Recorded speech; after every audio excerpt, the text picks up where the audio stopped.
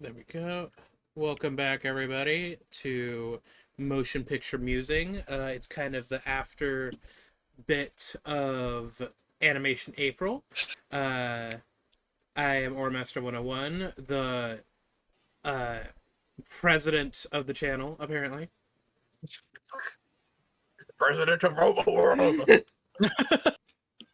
And then we have our guest commentators today. Zero Yeti, Beth, Braden, and Hunter Avery. All of you introduce yourselves at the same time. You hear that? You hear that, Stag? You've been demoted.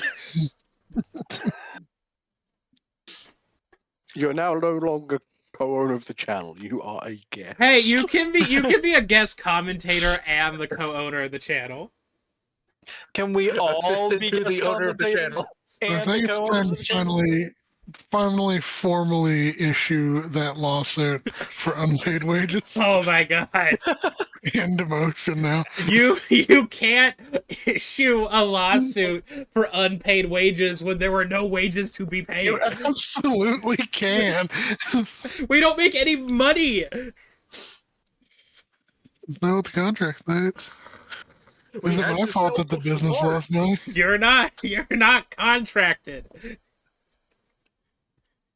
You can't send me a piece of paper that says I want to make animal fact videos, nya, and then cat face, and then that's the contract.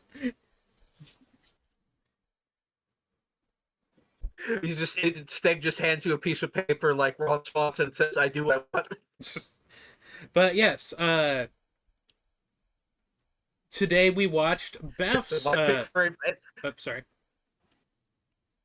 Yeah, my pick for Animation April, which is now May, so Animation April was Redline, because I'm picking a fucking art piece.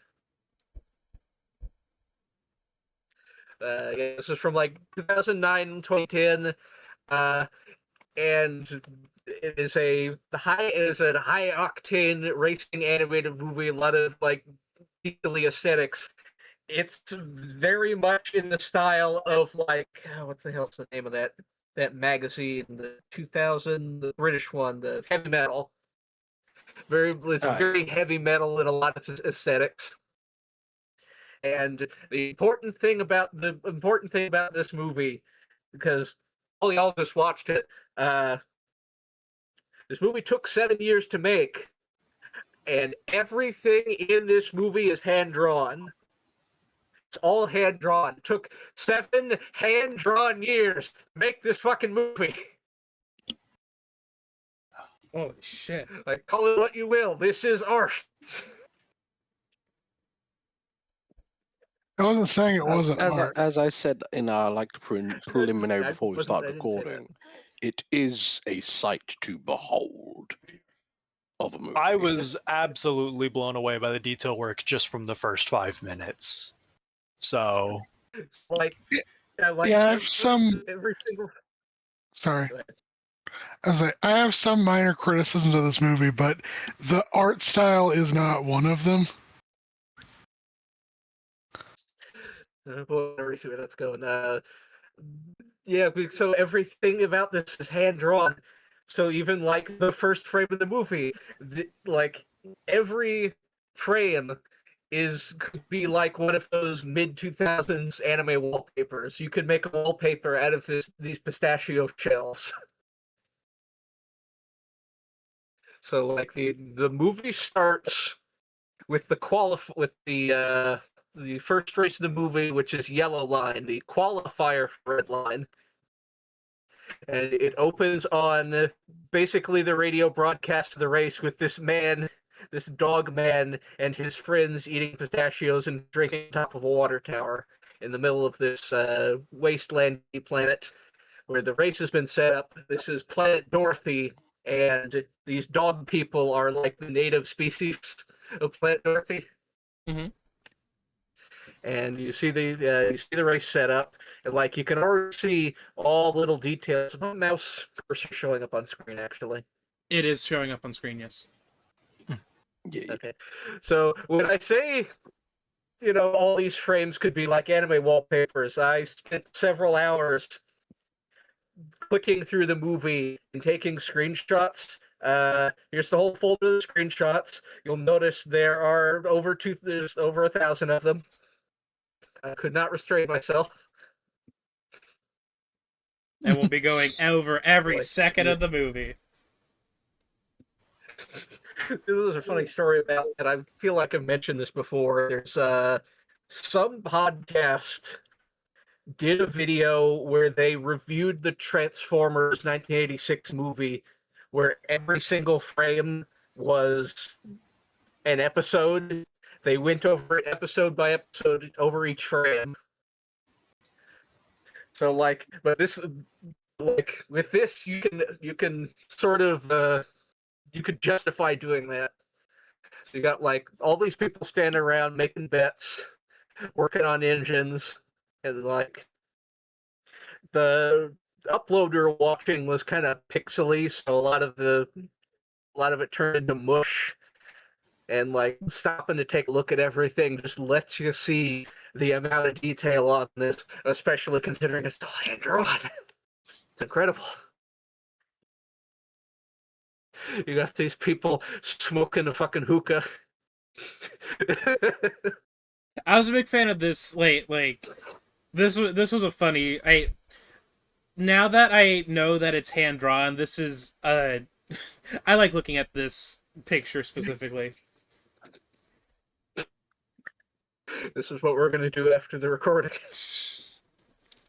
And the first characters of this nameless father and son, this really energetic bratty child, and his father with the camera that sort of feels dragged along. Oh, Dad, you're gonna miss it. Oh my god. Dad, you're gonna miss God. Oh my god, these reflections. Oh. Yeah. These screen caps look better than they did when I was taking them, at least. And so this is one of the camera machines they have. It has all these people in it with these, and this is how they're recording the race. And there's the kid with the father and the camera. And this is where we start seeing the first racers in yellow line. So over here, this is Kreb Sonoshi. It's driven by Sonoshi McLaren, who's going to be one of the main characters. And this car over here is the classic captain. Let's see, the character's name was... Pull his notes back up. Come on, Discord. That taskbar is so full. What taskbar? At the bottom of your screen, you got all of these widgets and apps. Oh, okay. Yeah, it's so full. Well, yeah, because I guess I don't know what most people look like. The GBA emulator is something I just added last night because I was procrastinating. Yeah, so this is the classic This is the classic captain by Captain Two Block. This one's Snakehead. You get look at all these engine details. It's so good. You need to be left alone for a moment. I need to smoke a cigarette after this. And so basically, all the cars are zipping up, and this is where this kid and the kid is like, "Come on, Dad, come on! You gotta get the camera. Come on, get the lens cap off. You're gonna miss it. Come on!" Kreb Sonoshi. And this is the funny bit where all the cars come by and they just zoom past, sending everybody flying. Oh my god. Excuse me. Isn't that just how NASCAR is, though? No, usually a bit further NASCAR back. got shit on this. Yeah, that kind of being that close to the cars is kind of what do you call it? Where they do the smaller. Illegal. No, well, go ahead. I'm blanking on it. No. Yeah, this is really dangerous racing, even for the spectators. The spectators seem to have no care for their well-being watching this. So then we see some of the other vehicles. The green one back here, Snakehead. The red one is Rally car. the Psycho Rod. Oh, I used to And love this the is where rally. The race where people regularly just get wrecked on the sideline. Well, I admit that's mostly their own fault because they just They get too close. decide to get entirely too close. Yeah. Continue. Sonoshi, Psycho Rod, Classic Captain, and Snakehead. Yeah, that's right. And this is Sonoshi McLaren. She's very pretty. So, This is Captain Two Block. Go ahead. are we gonna discuss Sonoshi's nickname during the race yet, or do we want to save that for Yeah, later? we're gonna discuss that Okay. when they bring it up in the race. Okay. This Captain Two Block. This guy won the first Redline. And it's somehow been demoted to the yellow line somehow. Well, no, Yellow Line's just the semifinals, basically. Because they mentioned Blue Line in passing during one of the other parts of the movie. That would be like the first part. Yellow Line's the second part, and third part's Red Line. This is Count Markty and Spark. These movie characters. This Spark's the one in the back, and he's always making weird noises. And any scene he's in. This is Psycho Man, the arch rival of a guy named Lynchman, who we'll be getting to later. And the guy in the back the name's Lawton. He's just behind him. And this is Daeguan. That's right. Daeguan. She drives Firebird, and she's from the planet Supergrass, which will get brought up more later. It was basically a planet of magical girls. This Firebird. And this is Bones. Bones is one of the dog people from the planet Dorothy that they're racing on, and he's driving the Missile EP4, which is this. And then in the race we meet our actual protagonist with his cool ass car that is considerably smaller than everybody else's. This is Sweet JP, and his car is the Trans Am 20,000. Small car, big hair. He's not compensating for Yeah, anything. He's got a small car. He's like this weird demi-human man, and he's currently in the back of the second half of the pack of this race. And he seems to be holding back for some reason until he pops a nitro.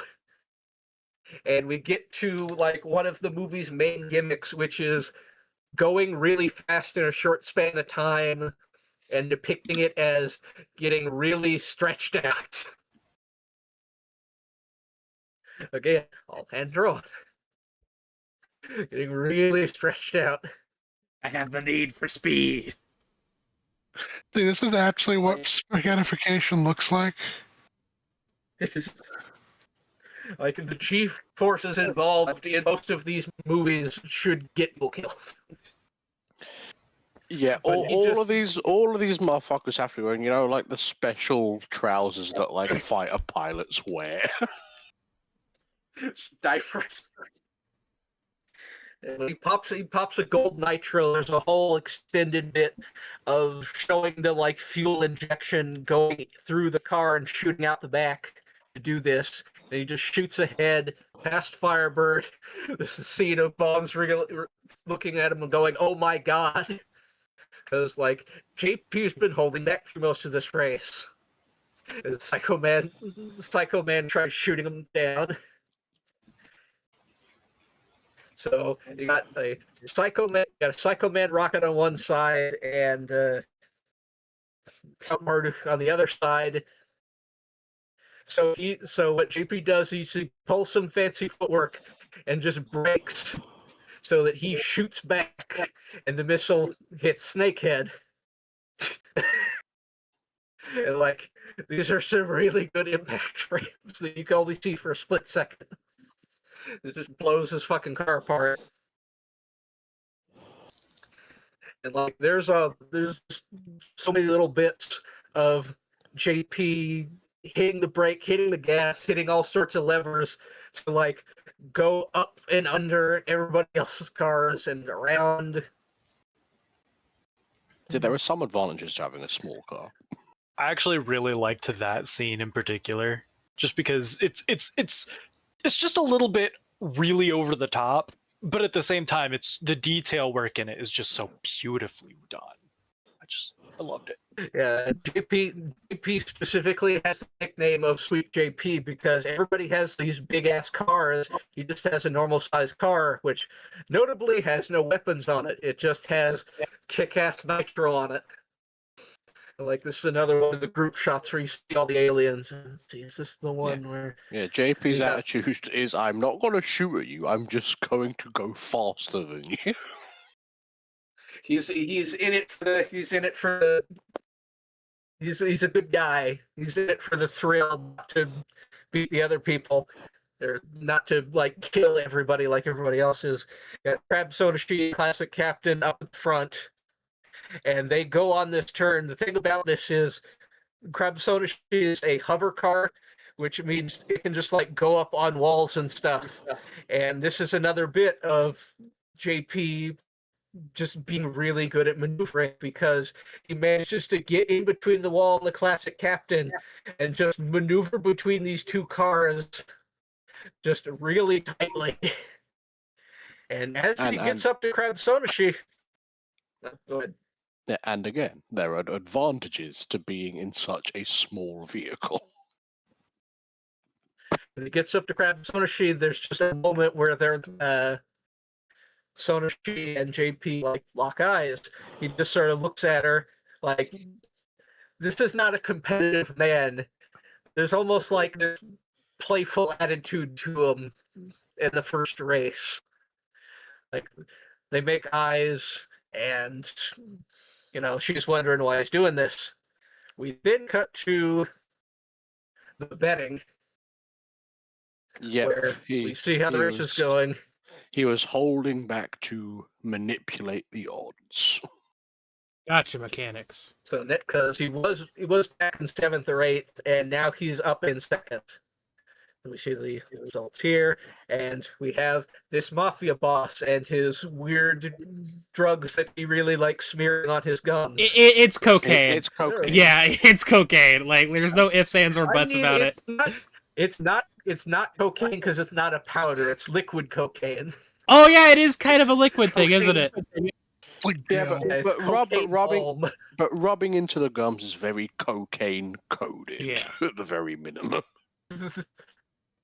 Here at Factutainment, we snort our cocaine, or it's nothing. Yeah, I bet you had this thing. Liquid cocaine. It is very, very strong. If you take more than like a milligram, it will kill you. Strong. Yeah, I bet you wish you had this for your gums, Avery. Avery leaves. No. He had to step away for a second. Should I pause the recording real fast? No. Yes. Yes. Okay. He had to go put cocaine. Avery had to go put cocaine in his gums. He couldn't resist the irresistible allure of cocaine. How easy is it? This video is sponsored. This is untrue. This is unsubstantiated. This video is brought to you by cocaine. No, hey, oh god. Well, I did just add. So we have this mob bus. God damn it. Not making any progress in our lives anyway, so we might as well start selling drugs. No, we should not start selling drugs. Go ahead, continue, Beth. Well, Stag, you already did that. Nah. Not cocaine, though. I only sell cool drugs like bath salts. Not so bath salts either, because bath salts aren't illegal. So is cocaine! No, I said bath salts aren't illegal in most places. Oh, It's just that it's awful. Why would you do it to yourself? It's like huffing paint. Paint isn't illegal either, But it's so tasty. Who said that? stealing buckets of paint from the kindergarten to eat it. Yeah, so anyway, we got the mob boss here, and this guy. So this guy is named Frisbee for some reason, and he's basically one of Mechanic. JP's childhood friends, and he's sort of in with the mob for reasons we'll get into. Sort of But light. basically, he's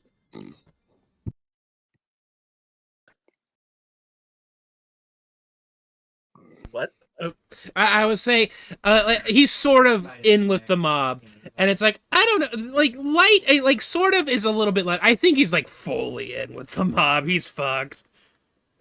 He's not. Well, he's not fully a part of the mob. He's good with them, but he's there against his will, True.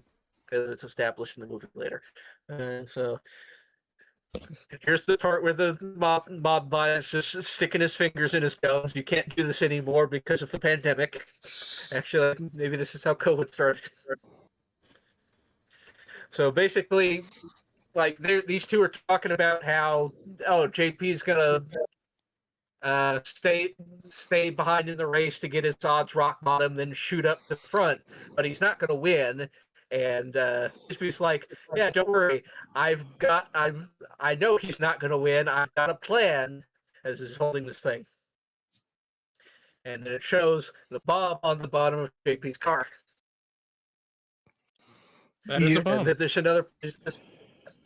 this other part here where the racers go by, and all these people are just sitting up here on these, like, really shoddy looking bleachers and advertisements, and as the racers go by, they just get fucked. They just get completely fucked up.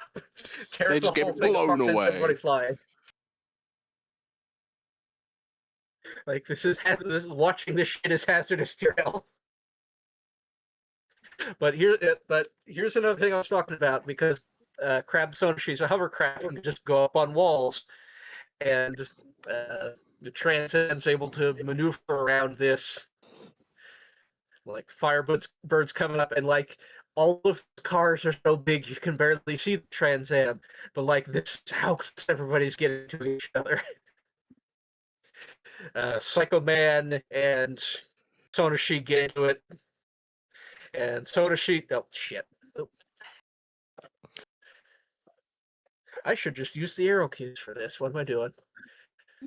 So Sonashi hits the hover skirts on her vehicle and just shoots right off the side into the water, and uses this to her advantage to just get ahead of everybody else. But the two of the other racers aren't having this, and this is where the movie does another one of its lesser-known tricks that it really likes to pull off for some reason, which is missiles attached to chains with like grappling hooks on them, because two racers use this. Her and Psycho Man both deploy their own like anchor missiles at the same time to shoot at her. Grab her, pull her aside. For some reason, the YouTube upload of this movie uses this as the thumbnail, despite the fact that After the yellow line is done, we never see these two like ever again. They just stop being relevant. So they use these chain anchors to pull Crab Sonashi out of the way and basically make it spin out. Bones shoots missiles at the people in front of him to try and send them to hell. Crab Sonashi spinning out. They have to dodge these missiles, which blows up the turf in front of them, but also creates this massive explosion that JP then has to drive through like it's fucking Mad Max.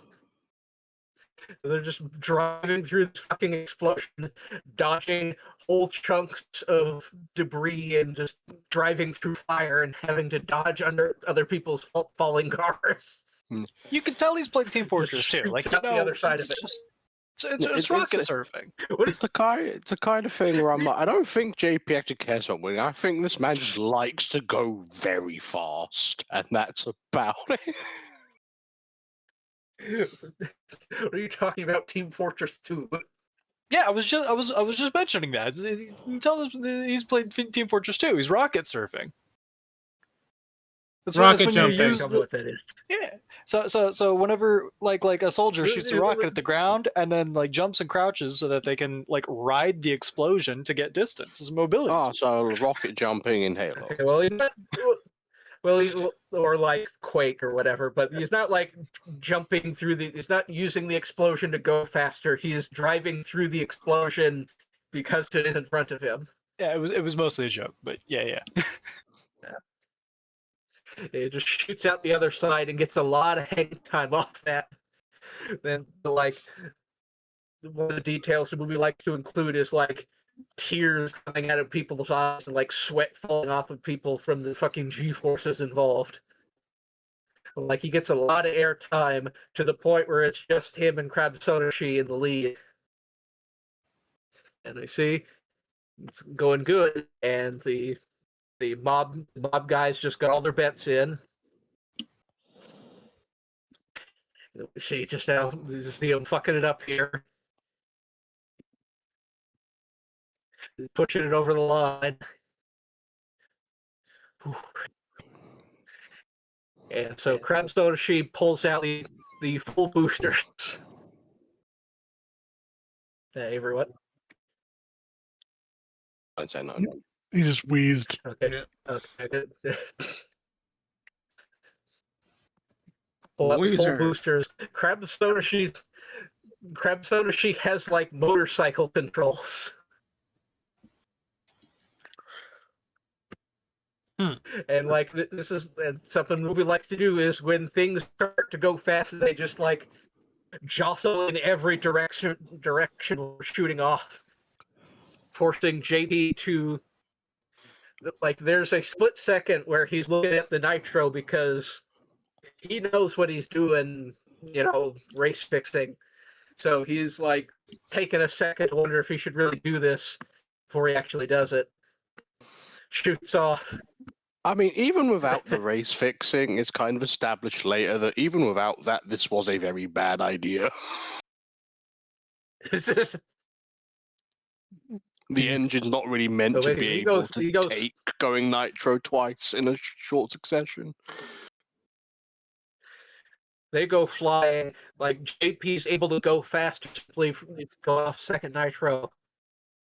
Pulls ahead, and you can see the finish line, whole crowd shot. They unfurl the checker flag, and like this is the shot I really like of the yellow line. It just looks like a war zone on its own. It's pulling ahead. It's like starting to bleed. It's another crowd shot. It's like all these good character designs. I say, yeah, this is the part you wouldn't have seen this, where it's the father and kid from before, but they're with this like rowdy drunk. That's his husband, actually. And like another thing is when you look at these crowd shots, they use some of the species that show up in the crowd shots show up as like similar species to that of the main character. Goddamn it! The main characters in other racers, like I think this species shows up later, but he's going so fast that like the wheels are struggling to stay on his car. And this is where... and you see like there are various shots of like this shot where like the engine is starting to crack because he's not really supposed to be using two nitros in such short succession. Yeah, this is like the liquid tank the nitro goes in. This is just like where it gets really detailed. And like you can see his vision starting to blur from going this fast. Yeah, all the blood is being taken from his head because of the G-forces. And this is where Frisbee hits the switch on the explosive. The bomb to go off, blows the back tire off, even though it looked like it could barely stay on to begin with. And he just goes crashing into the wall. He spins out, flips. He starts crashing between walls and just goes flying. Just very slowly up here. Yeah, but yeah, that It's back like wheel that. that back wheel was struggling so much that it might have come off and he might have still lost even without the bomb. This sort of reminds me of that scene from Cars where Lightning McQueen is all fucked up and he sort of wins by a tongue or something. He's like struggling to make it to the line. Like JP here, car wrecks just shy of the finish line. Sonoshoot pulls ahead, and Sonoshoot McLaren wins it. Again, completely fucking up the bystanders.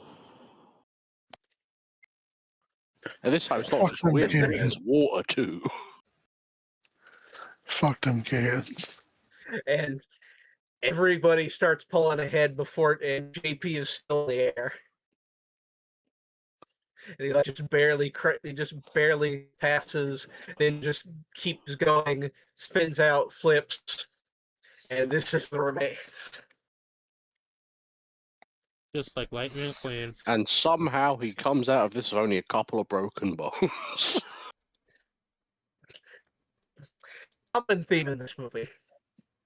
And then we cut to the intro where it's just completely white, and the only figures you see are basically all of the cars In silhouette. I guess I could get a screen cap of this, but the thing I like about the intro is all of the cars you see in the intro are silhouetted in red, but they're detailed enough to tell that they are the Redline racers. Like you can see their cars. Like there's JP mostly.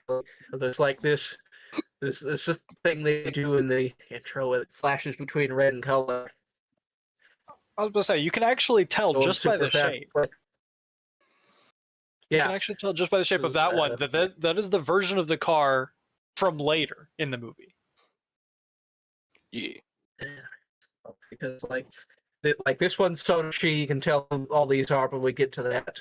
We get to Redline. And all of these racers come together to give us the Redline logo, where it also has the Redline music, the Redline opening theme playing, which is really good, and also has Takeshi Koike's name shouted out in particular by one of the singers. Directed by Takeshi Koike. And like this is one of the other things the movie is known for, which is the music. It's very Yeah, I was half expecting gas to start playing at some point in this movie, to be honest.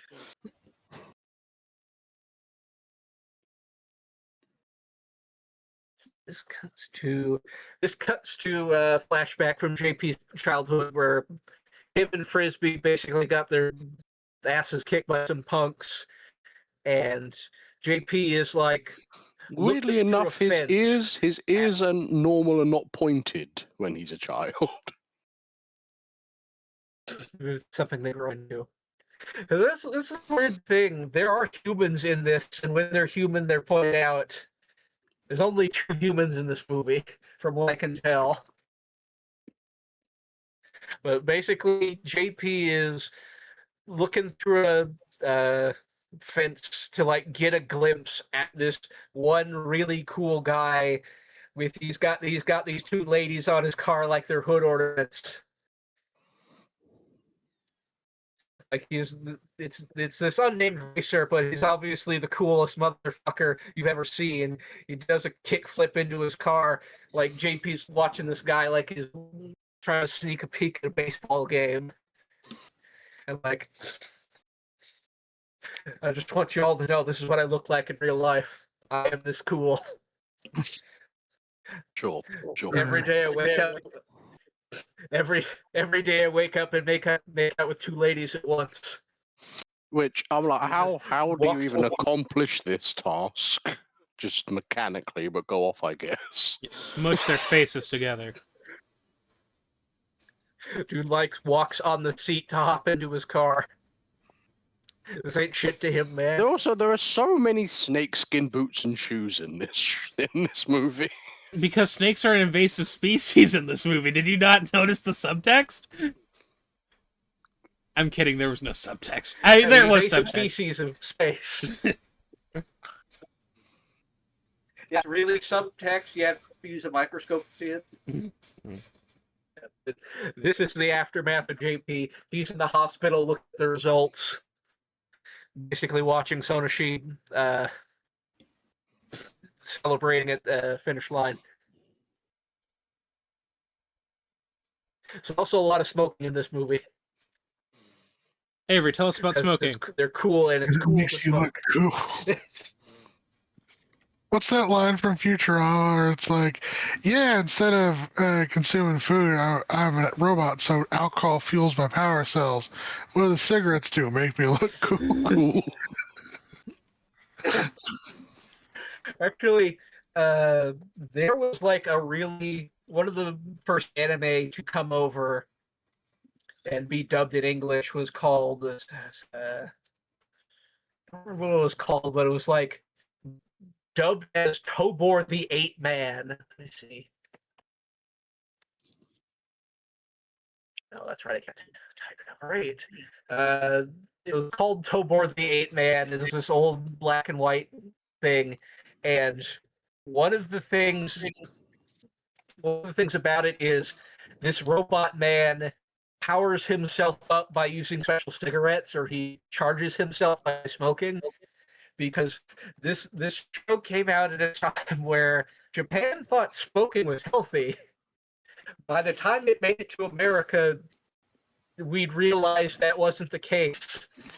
Or like smoking wasn't illegal the yet, but tobacco companies knew it wasn't for a long time before it was public knowledge, but Yeah. they had, when they dubbed this into English, they had to add in portions of like Tobor having to avoid smoking around kids, you know, to not set a bad example. Continuing on, JP's in the hospital. Frisbee comes in with the giant suitcase of money that is so heavy he's struggling to lift it. And we get to see some things about Frisbee's anatomy, which is he has 2 thumbs on each hand. yeah, and also again more snakeskin shoes. Avery, do you want me to buy you some Because snakeskin he's shoes? rich. And this, Yeah, but There's and just again, the scene of somehow our him- boy has like a broken foot and a broken arm and a couple scratches, and that's it. Somehow. yeah, he sits up like a cigarette in the hospital, and they're having like this exchange where they both want to say something like, "No, you go first. No, after you. No, after you." And which is like most of our conversations in recording. I need to pull up this one voice actor because it's Frisbee he's putting on this Boston accent. Frisbee. I could be wrong, but I Liam think O'Brien? Frisbee. Oh, it was Liam That O'Brien? was Liam O'Brien. I was sat here thinking, is that Liam? Sounds like Liam. Sam's in this, so it could be Liam. I thought it was like Johnny Young What are Bosch or you something. guys- No, Where do you guys knowing this guy from? I know he's him, but Gora. I don't know my name. Yeah, he's also like All Critical right, Role as well. Yeah. I don't know the name From of what? voice actors. I Naruto? only. Is Yeah, it Gar like from with- Naruto? Yes, he is from New Naruto. Yeah, Okay, his most recent role being like Vax in the adaptation of, the Critical Role campaign. He voices Fox Machina. Yeah, he voices Doctor Strange and Marvel Rivals currently. Yeah. Let's see. Is Doctor Strange and Marvel Rivals not British? He is British, yeah. Well, Oh, Things Liam can do a pretty Yeah, man. decent kind of yeah. transatlantic kind of voice. You can also do German. I mean, I know the voice. I know his voice from a lot of things. The thing I can remember him from is like Virtue's Last Reward for the 3DS. Oh yeah. He was in that. No, you have no you. He's in like He's in like Star Wars, Clone Wars. It's about Liam O'Brien and basically- Sam Riegel have been in fucking everything, to be fair. Yeah. Basically, He was in JP's talking Phineas about and how. Ferb. Huh. Okay. And JP's talking about how much that car probably cost that got totaled. But you know, Frisbee got him a giant briefcase full of money. This one right here. It'll probably cover it. Probably cover his hospital bills. It'll keep him good for a while. And his bondsman for his previous charges or whatever. Yeah, this is the part where you see Frisbee using both of his thumbs.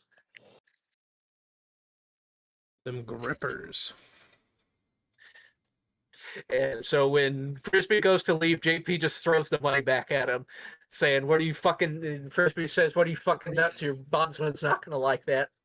And JP's like, "Yeah, sure, whatever. They'll throw me back in jail." Frisbee's like, "What? You got principles now?" So let's see. Frisbee's about to leave, and then the press busts in like a fucking tidal wave of press people come in, and there's all sorts in there. When Who they let bust that child in, in? they just form this fucking wall of beings. This wall of It's just people, microphones, and cameras. Just there's so much detail packed into every frame. Did I get the picture of the? No, I guess not. And basically, these two have no idea why any of these people are here. But it turns out two of the people who qualified for Redline dropped out due to, we'll find out, due to where Redline was being held. And so these two dropped out, and these two got put in because it was put to a vote, and the audience voted for their favorite racers to get put forward. This is Todoki and Miki. They'll show up in the race later, and then JP also got voted in. And the reason why these two dropped out is because the race is announced to be on Robo World. Which is like a insane fascists. So two of the races were like, you know what? Nah, I'm good. Yeah, these are like they're like techno-organic fascist Nazis. This is the unnamed Robo president. He'll show up a lot, and they all have this symbol, which is a swastika.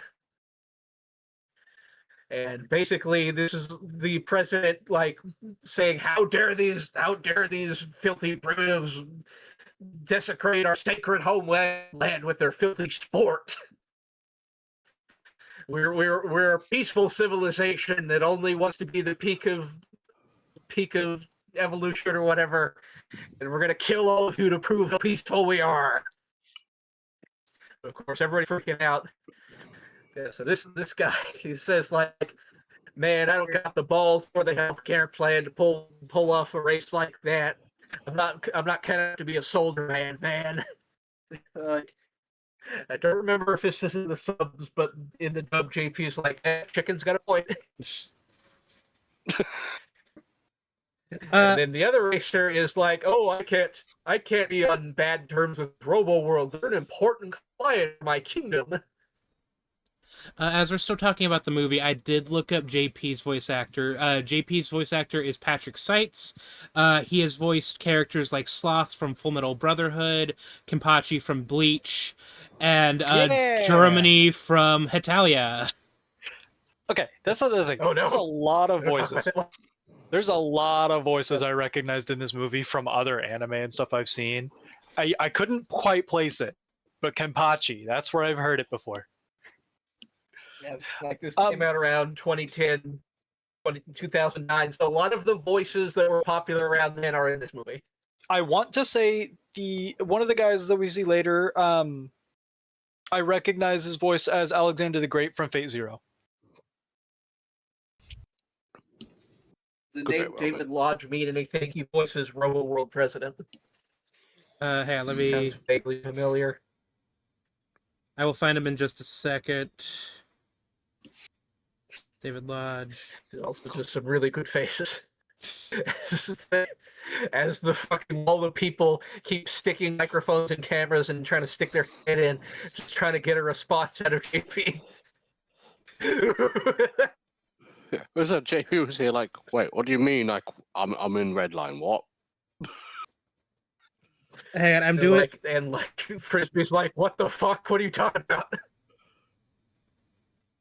Okay, so Robo President is Jiraiya from Naruto? Oh, okay. That's I fun. never actually watched Naruto. I think I my watched story of the- watching I watched the Naruto. I watched the first 19 episodes and then gave up. I think my story of watching Naruto is I watched the first episode when it debuted, except I had family in the room, and there was a part where they're looking at a sexy magazine, and I felt embarrassed and never watched it again. Oh, Braden will know these characters. So Naruto, and that's just as good, isn't it? So David Lodge voice acted for Skarner, the original, and then Patrick did Renekton, Lucian, and Kog'Maw from League of Legends. Okay, sick. Also, I will say the pulls out his switchblade comb signature. is kind of a vibe. Yep. I remember getting one of these from some jackass shit seller at a festival, and because it wasn't quality or anything, it was not very good. It wasn't even a good comb. You fail at being a commander I lost his knife. hair. I know multiple people in high school who had these.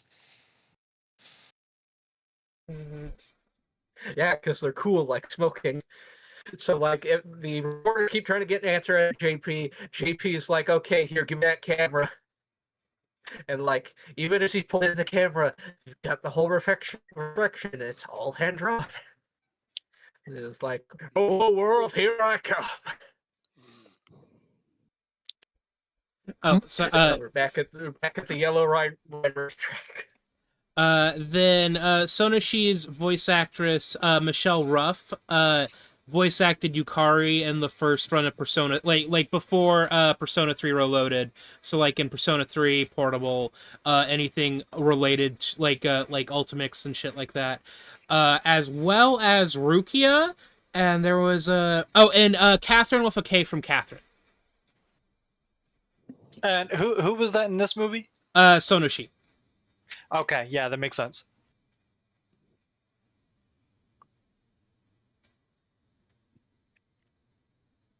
Do you think her surname being McLaren was intentional? Yes.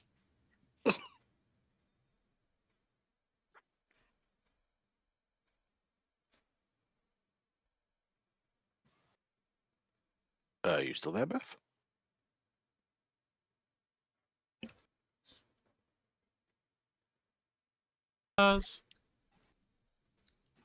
Yeah, so we cut back to the yellow line results where we see the kid and the dad, and the kid's like, "Yeah, JP made it to the qualifiers. Let's get there early." And I have to imagine these two aren't alive anymore, considering where the red line the red line spectators were. Yeah. Yeah, it's either that or they're perfectly alive because dear old dad over there went, "Fuck no." Yeah. I'll have to look in the background shots to see if they reappear anywhere. We see this. This is the only scene in the movie that looks like this. This freaky ass lady. My favorite shot. Yeah, these people are just also watching the results on TV, and the kid here's like, "Yeah, we're gonna watch a bunch of idiots get themselves killed," and the mom's like, "Hardcore violence is the only thing that gets me hot anymore." Anyway, Same. This same. was the point in the movie that I was like, okay, yeah, the English dub is absolutely fantastic. yeah. So this is JP getting basically permission from from his parole officer to go race in Redline, and Which I don't probably had, think it's which I imagine had nothing to do with him just paying off his bondsman. Yeah. don't think it says it on here, but I don't even know if it's mentioned anywhere in the movie on any piece of paper or anything. But JP's full name is Joshua Punkhead. That's what JP stands for because the movie is cool. And this I see why he goes by JP. because this movie is heavy metal. Heavy metal. It also it's kind of evocative of those I don't know what they're called, but like the art is like people racing in cars, but like they're very monstrous looking.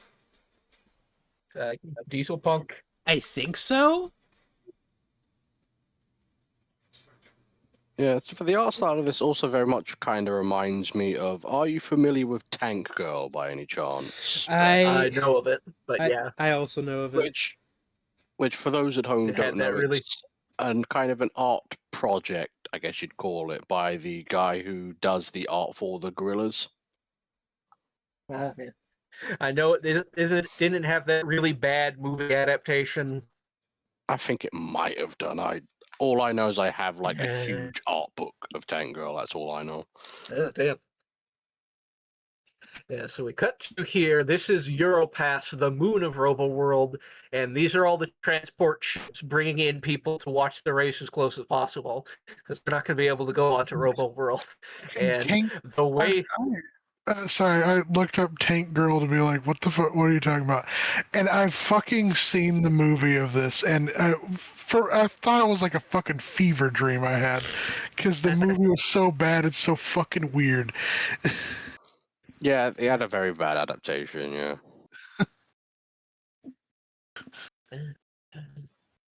Anyway,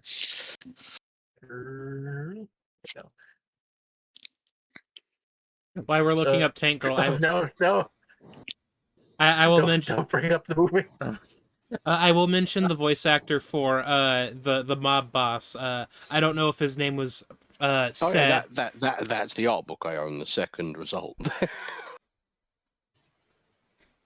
had like a weird. I have The Kangaroo Man puppets were fucking awful. I have the names. I have the names of the voice actors open because I have TV tropes open on my phone. But the guy who voices the mob boss doesn't even have his own page. His name's Alfred Floor. Oh, do I have the? This is where he like voiced like this role, and that's it. Oh, I get. Are there two different? I'll save it for later then. Okay. What do you think he is? The person that I'm looking at that looks like the mob boss. The voice actor is Michael Forrest. He let's see. His big thing is that he's in a lot of Melancholy of Haruo-chan I can't say the whole. I'm so bad The at names. Melancholy of Suz of Haruhi Suz. Fuck! Now you fucked me up. The Melancholy of Haruhi Suzumiya. There you go. But yeah, he's Because Hajime. none of us are Japanese. He's Hajime Arakawa in the Melancholy. I've actually only That's gotten like not- 2 episodes into that one. I've only gotten into 2 episodes of Melancholy, and it's one of the ones that repeats a lot.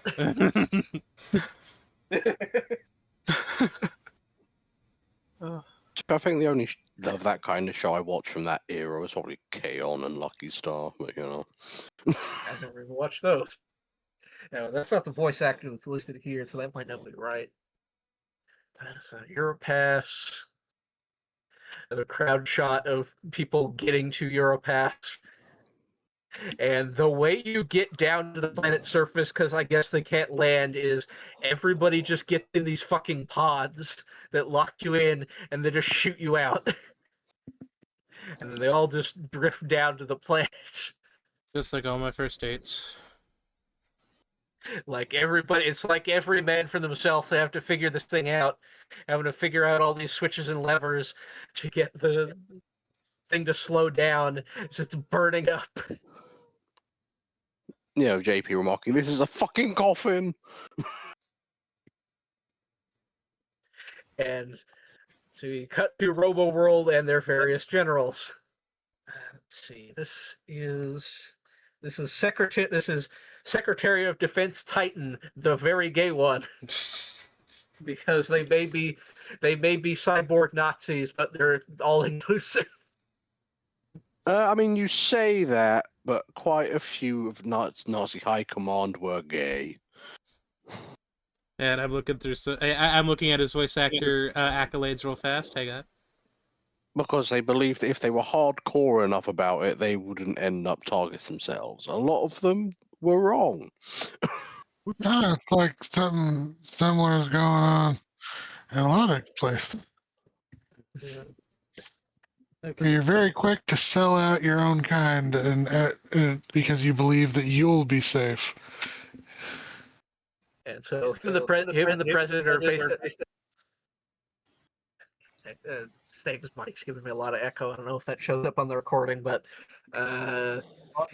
Titus and the president are talking about the moon Europass and how it's legally a neutral zone. So basically, a lot of what's the word? Refugees. Refugees end up here, making it the ideal place to watch RoboWorld from, because, you know, RoboWorld's forces can't just come here and attack them. And these are like more background shots of people. And basically these RoboWorld gave up their moon to refugees as part of a peace agreement. And the president was like, those goddamn refugees want me to give them that planet.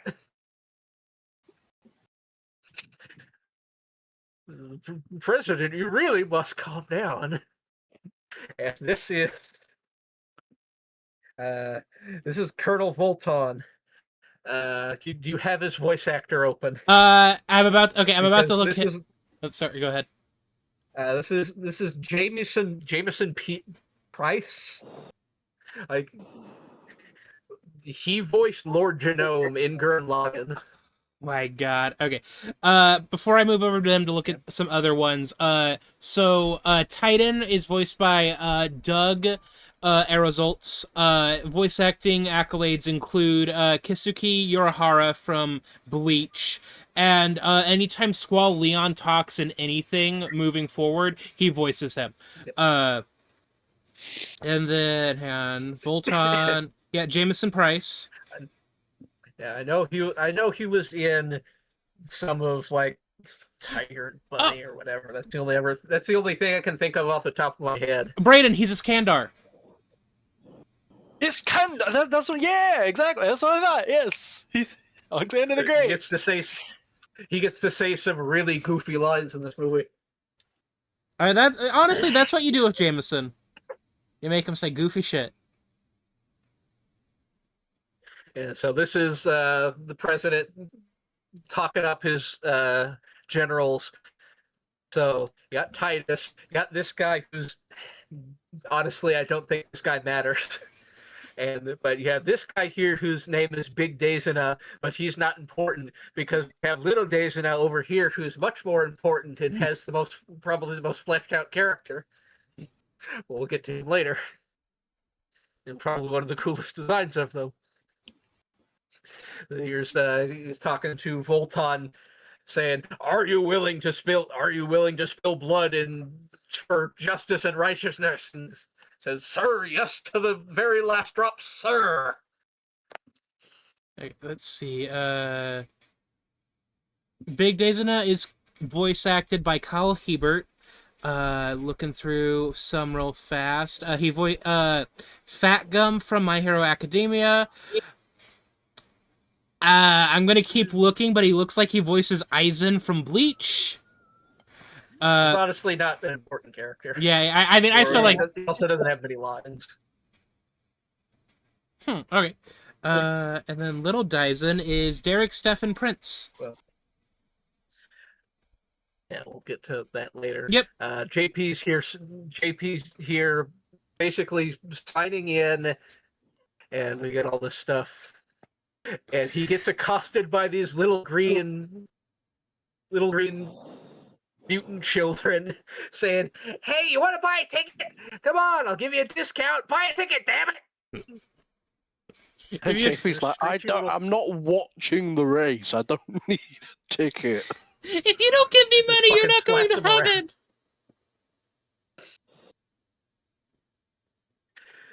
heaven. So he's here at this depot to do currency exchange, where he turns in like 4 bills to this guy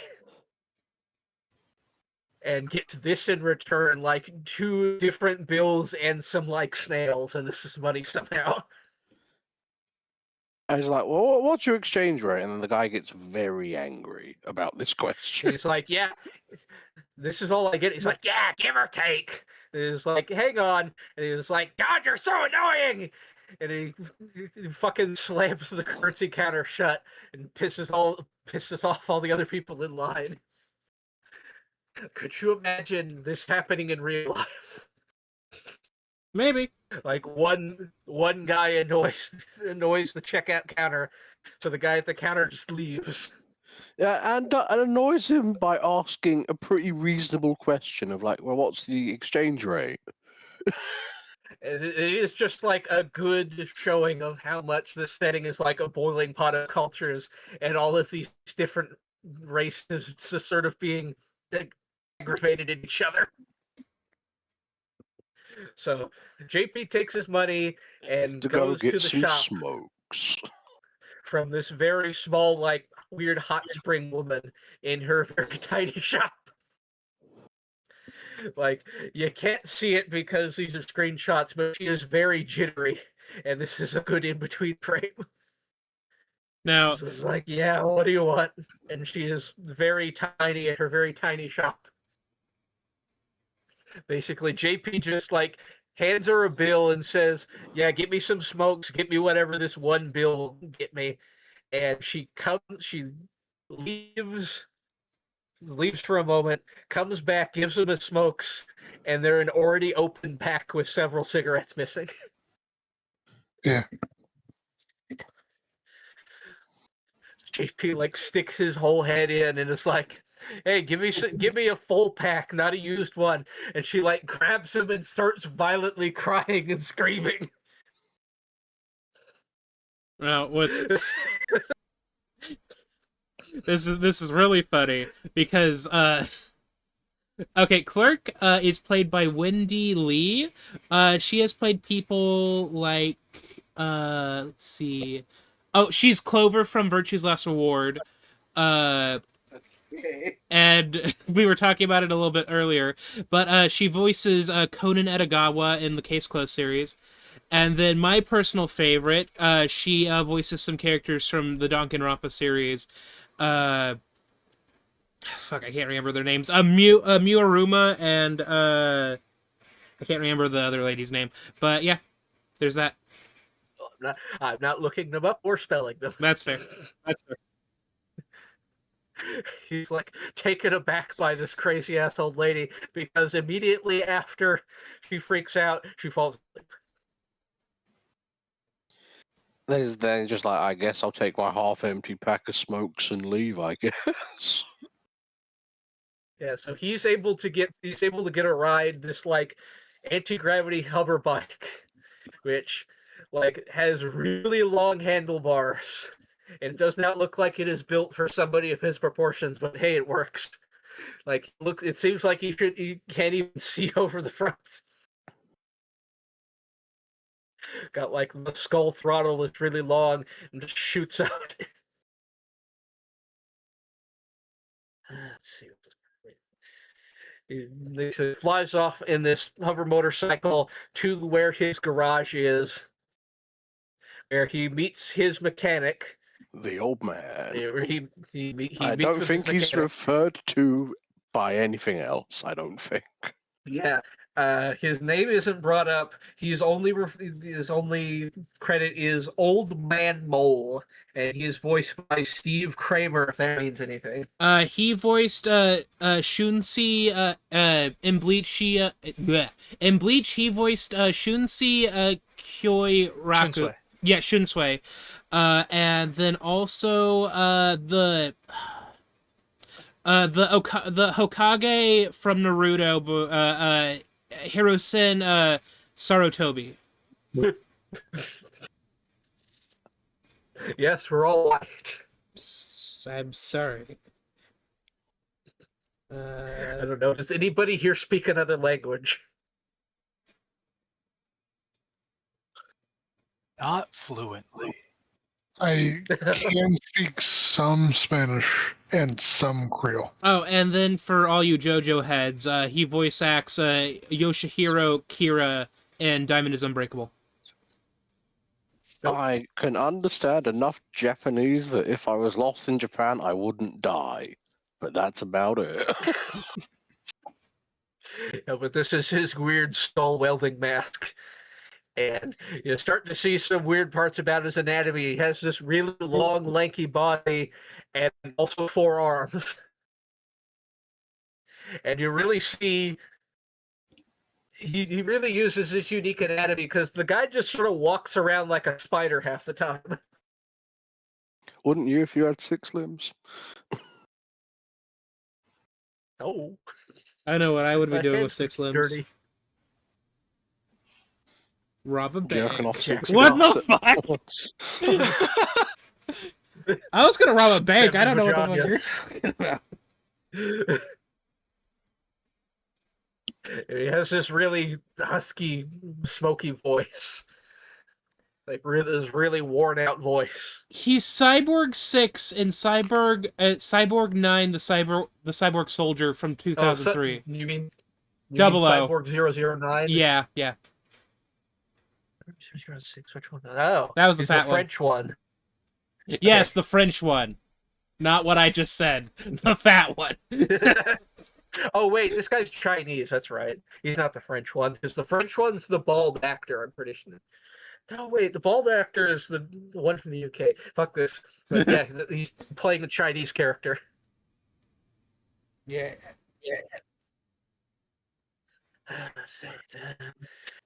JP in his hair. Yeah, basically, Old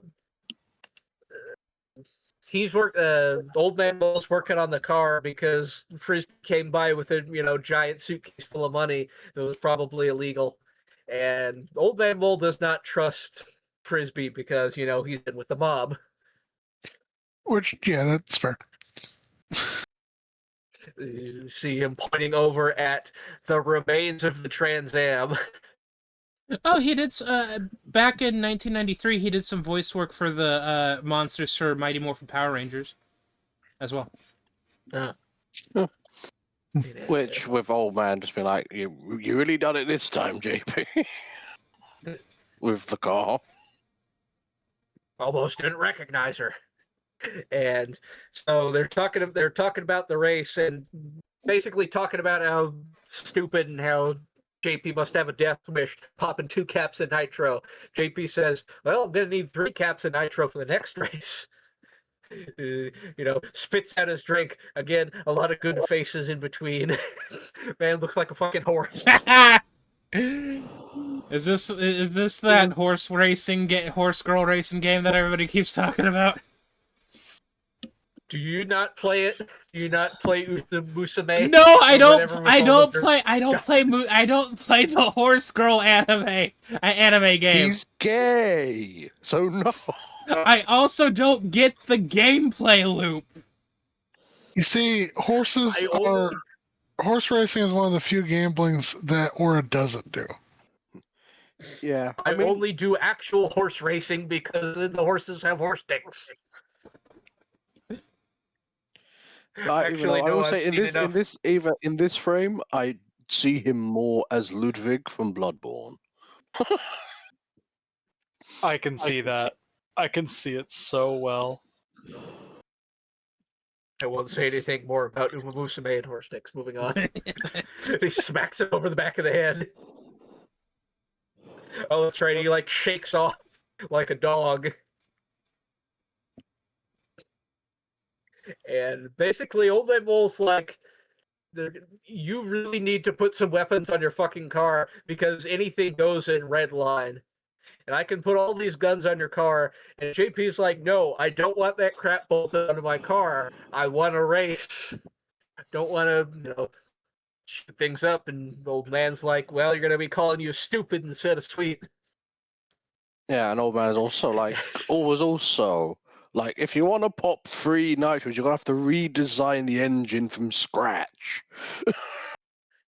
It was like, with all the, I've still got the mojo for getting things done, especially for the especially for the ladies. That's right, I'm still a horn dog. Oh yeah. I mean, I would. Which that was kind of random.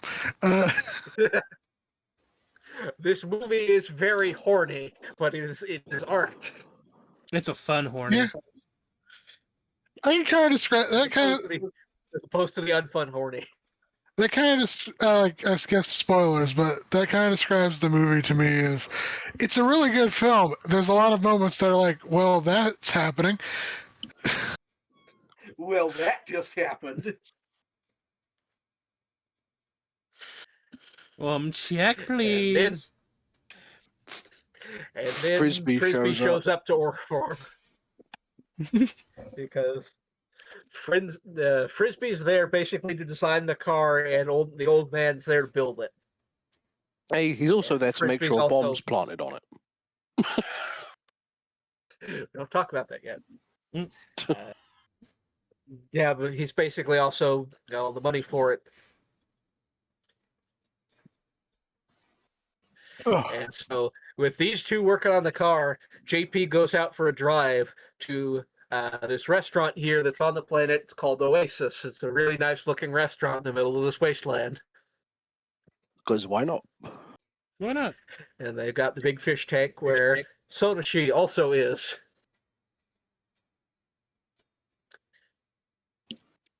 And we get to the waiter. Who'd you say this guy was? This is Sam Riegel, but this isn't the voice. Yeah. Like he voices this guy and somebody else later. But yeah, the things that Sam Riegel has been in. He was Teddy. Everything. Anything that you can think of. He was Teddy in Persona 4. He's a fucking character in Bug Snacks. If you played Bug Snacks. Oh yeah. I watched someone play Bugsnax. For like I guess something semi recently, he's Mephistopheles and Blue Exorcist. Viral from Gurren Lagann. Oh yeah, B-roll. That's right. Yeah. Oh, Grambly Giggle Funny is who he is from Bugsnax. Arthur from Rune Factory 4. I think I'm the only one who gives a shit about that. He's let's see. Hang on. Sorry, I'm looking at some more. Yeah, I'd mostly know him as Viral. I've heard him from other things. There's a big one that's like no fucking way. Like I try to remember which one though. Sorry, I'm just scrolling real fast. I don't think that counts. He's Rex Raptor in Duel Links apparently. Oh, yeah. I guess if it's only in Duel Links, yeah, he could pull off that dumb voice. I mean, anybody can pull off Duel a Rex Raptor voice. Oh, Avery, pull off a Rex Duel Raptor Links voice. didn't have. I don't remember what that fucker sounds like. I don't either. Yeah, Duel Links didn't have a lot of the original voice actors aside from where it counted. Yeah, but he has a lot of good lines here. Where JP comes down, sits down, and the waiter here is the person that JP thinks is the waiter, but actually owns the restaurant. Is like, "That's not a chair, asshole. Why don't you go find yourself a seat somewhere else and stop being an asshole, asshole?" JP pulls out his comb and the guy just freaks out. He's like, "Oh yeah, you want to go?" Like this guy is just overreacting about absolutely everything. It's like, Jesus Christ, you scared the shit out of me with that. No, wait, hang on, that's not And- correct. Hang on. You keep Yeah. Beth, keep talking. Sorry. Yeah, I mean, Sam Riegel has Yeah. also been in American Dad, Amphibia, the Basically, DuckTales reboot. the restaurant owner basically just wants JP to go away because he's trying to hit on Sonashi. Oh wait, Basically, bringing her all her food. I think Sam Riegel was the original voice actor for Shiro Emiya in Fate Stay Night. Like the first anime. Gotcha. Yeah, he's basically wants JP to go away because he's bringing Sonashi her food and she's hot. Yeah. Why does anime food look so good? It's a shame You it ends know. up being worms. Eh, spoilers. He's basically for hitting on 30 her. seconds. So what? I said spoilers for 30 seconds from now. He's hitting on her. So JP reaches over and pants him, pulls his pants down in front of her. She looks over and is like, "Oh God." Then he's Yeah, just like, runs off. you really need to get a belt. Yeah, basically, she doesn't really understand JP's attitude. He's pretty calm about all this, but he is kind of let's say he picks on people. Teases? He's just cool. He's like cool and he only messes with people when they're being weird in public. Oh, he's a Donatello Alright. from the 23 version of Teenage Mutant Ninja Turtles as well. Yeah. He also is just Rex Raptor. Yeah. Yeah, Why so would just this proving make just sense? proving that this bastard has been in He's also Maki Ichinose in Bleach. He's also Tristan as well. This man has range. Wait, he's who in Bleach? He's Donatello from the 03 TMNT. Yeah, Aura said that. Wait, he's who in Bleach? I don't think he's anybody in Bleach. Let me check. He's tied in Bleach. He's Maki Not to be Ichinose. clean. Maki Ichinose. I don't remember that character. They were in 19 episodes apparently, so I guess they were a minor character. Because what? There's like 400 episodes of Bleach. Yeah, well, this is JP's introducing Oh. him to Sonashi, and he's like, "Hey, you really gonna eat that?" Because the spaghetti in her food is worms, like goose spitting worms, Yeah. and then she doesn't eat any of this food that I assume she paid for this, but like. She's just like, "Oh yeah, JP, you're that guy who qualified as a fluke because two other guys passed on Redline." And there's a quick cutaway where you see back here the restaurant owner crying in the back with the wait staff because Sonashi saw his underwear. Womp womp. This is the thing about Oasis. It's like surrounded by waterfalls Water. and like fish tanks. Because it's an oasis in the desert. Get it? No, explain it in It's detail. metaphorical.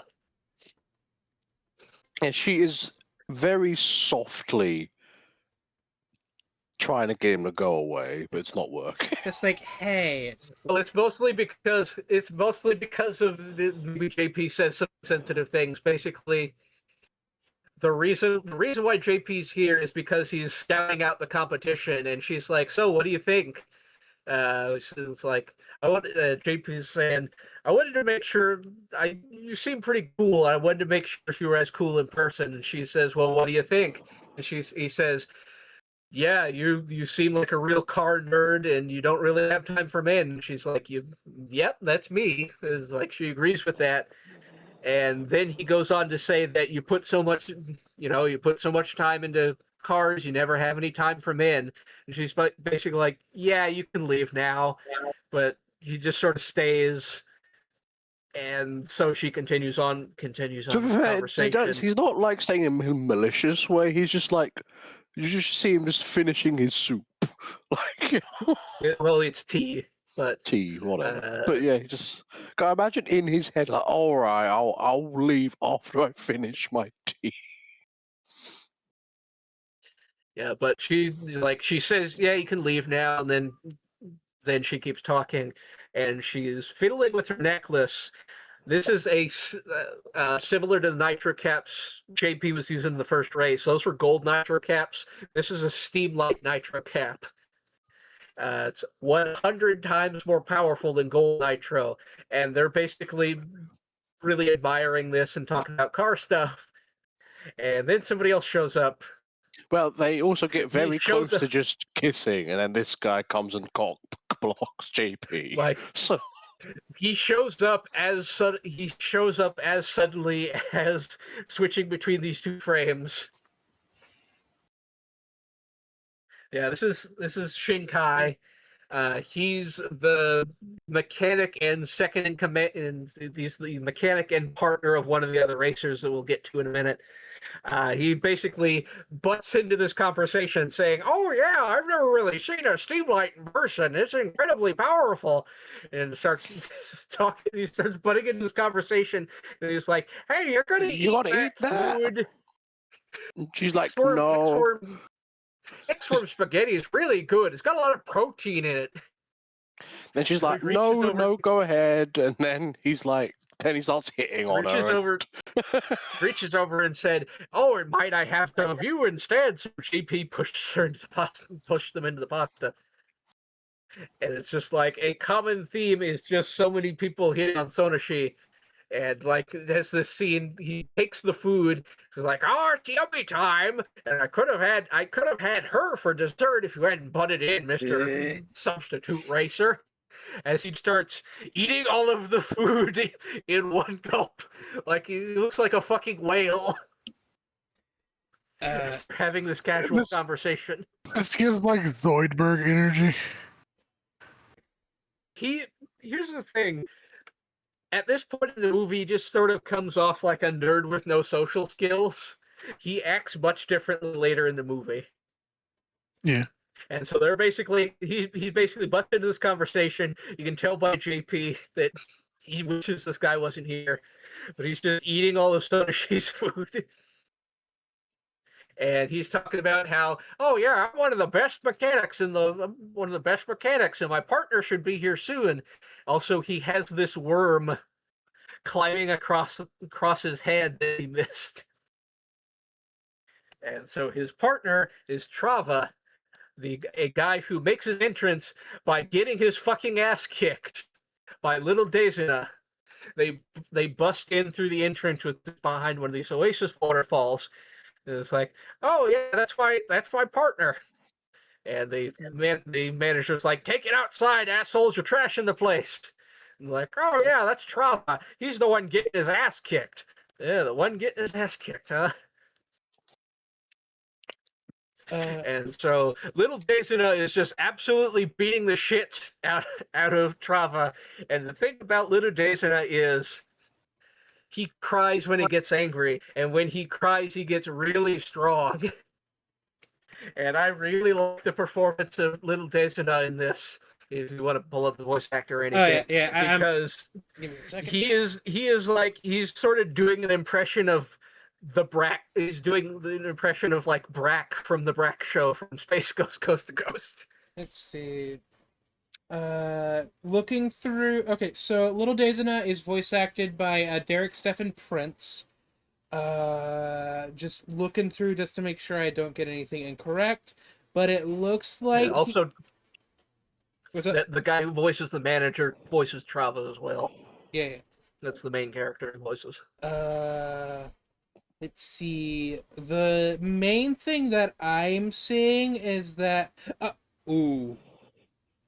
Okay, so obviously characters that you guys won't know, but Derek Stephen Prince voice acted Fuahiko Kuzuru. Fuck. Oh, he's Artenborough in Gurren Lagann. He voiced Danganronpa characters. What was the other thing that I was looking at? Hang on. Sorry, give me 1 second. I think he's he also voice acts Yuru Ishida from Bleach. I don't know if I said his name right. The German guy. He's Frieza in Dragon. He's Frieza in Dragon Ball Super in a certain dub. Shino from Naruto. He plays Guts in Kill la Kill, the fat dog. The bow and arrow guy from Bleach, Brayden. Yeah. Yoru, yeah. Uryu. Yeah. Can't say his name to fucking save my life. You're good. Okay. Also, real fast, the one character from a little bit earlier before we were introduced to Trava. All right. Yeah. Shinkai, I think is his name. Is voiced by Tony Oliver, who. Give me a second.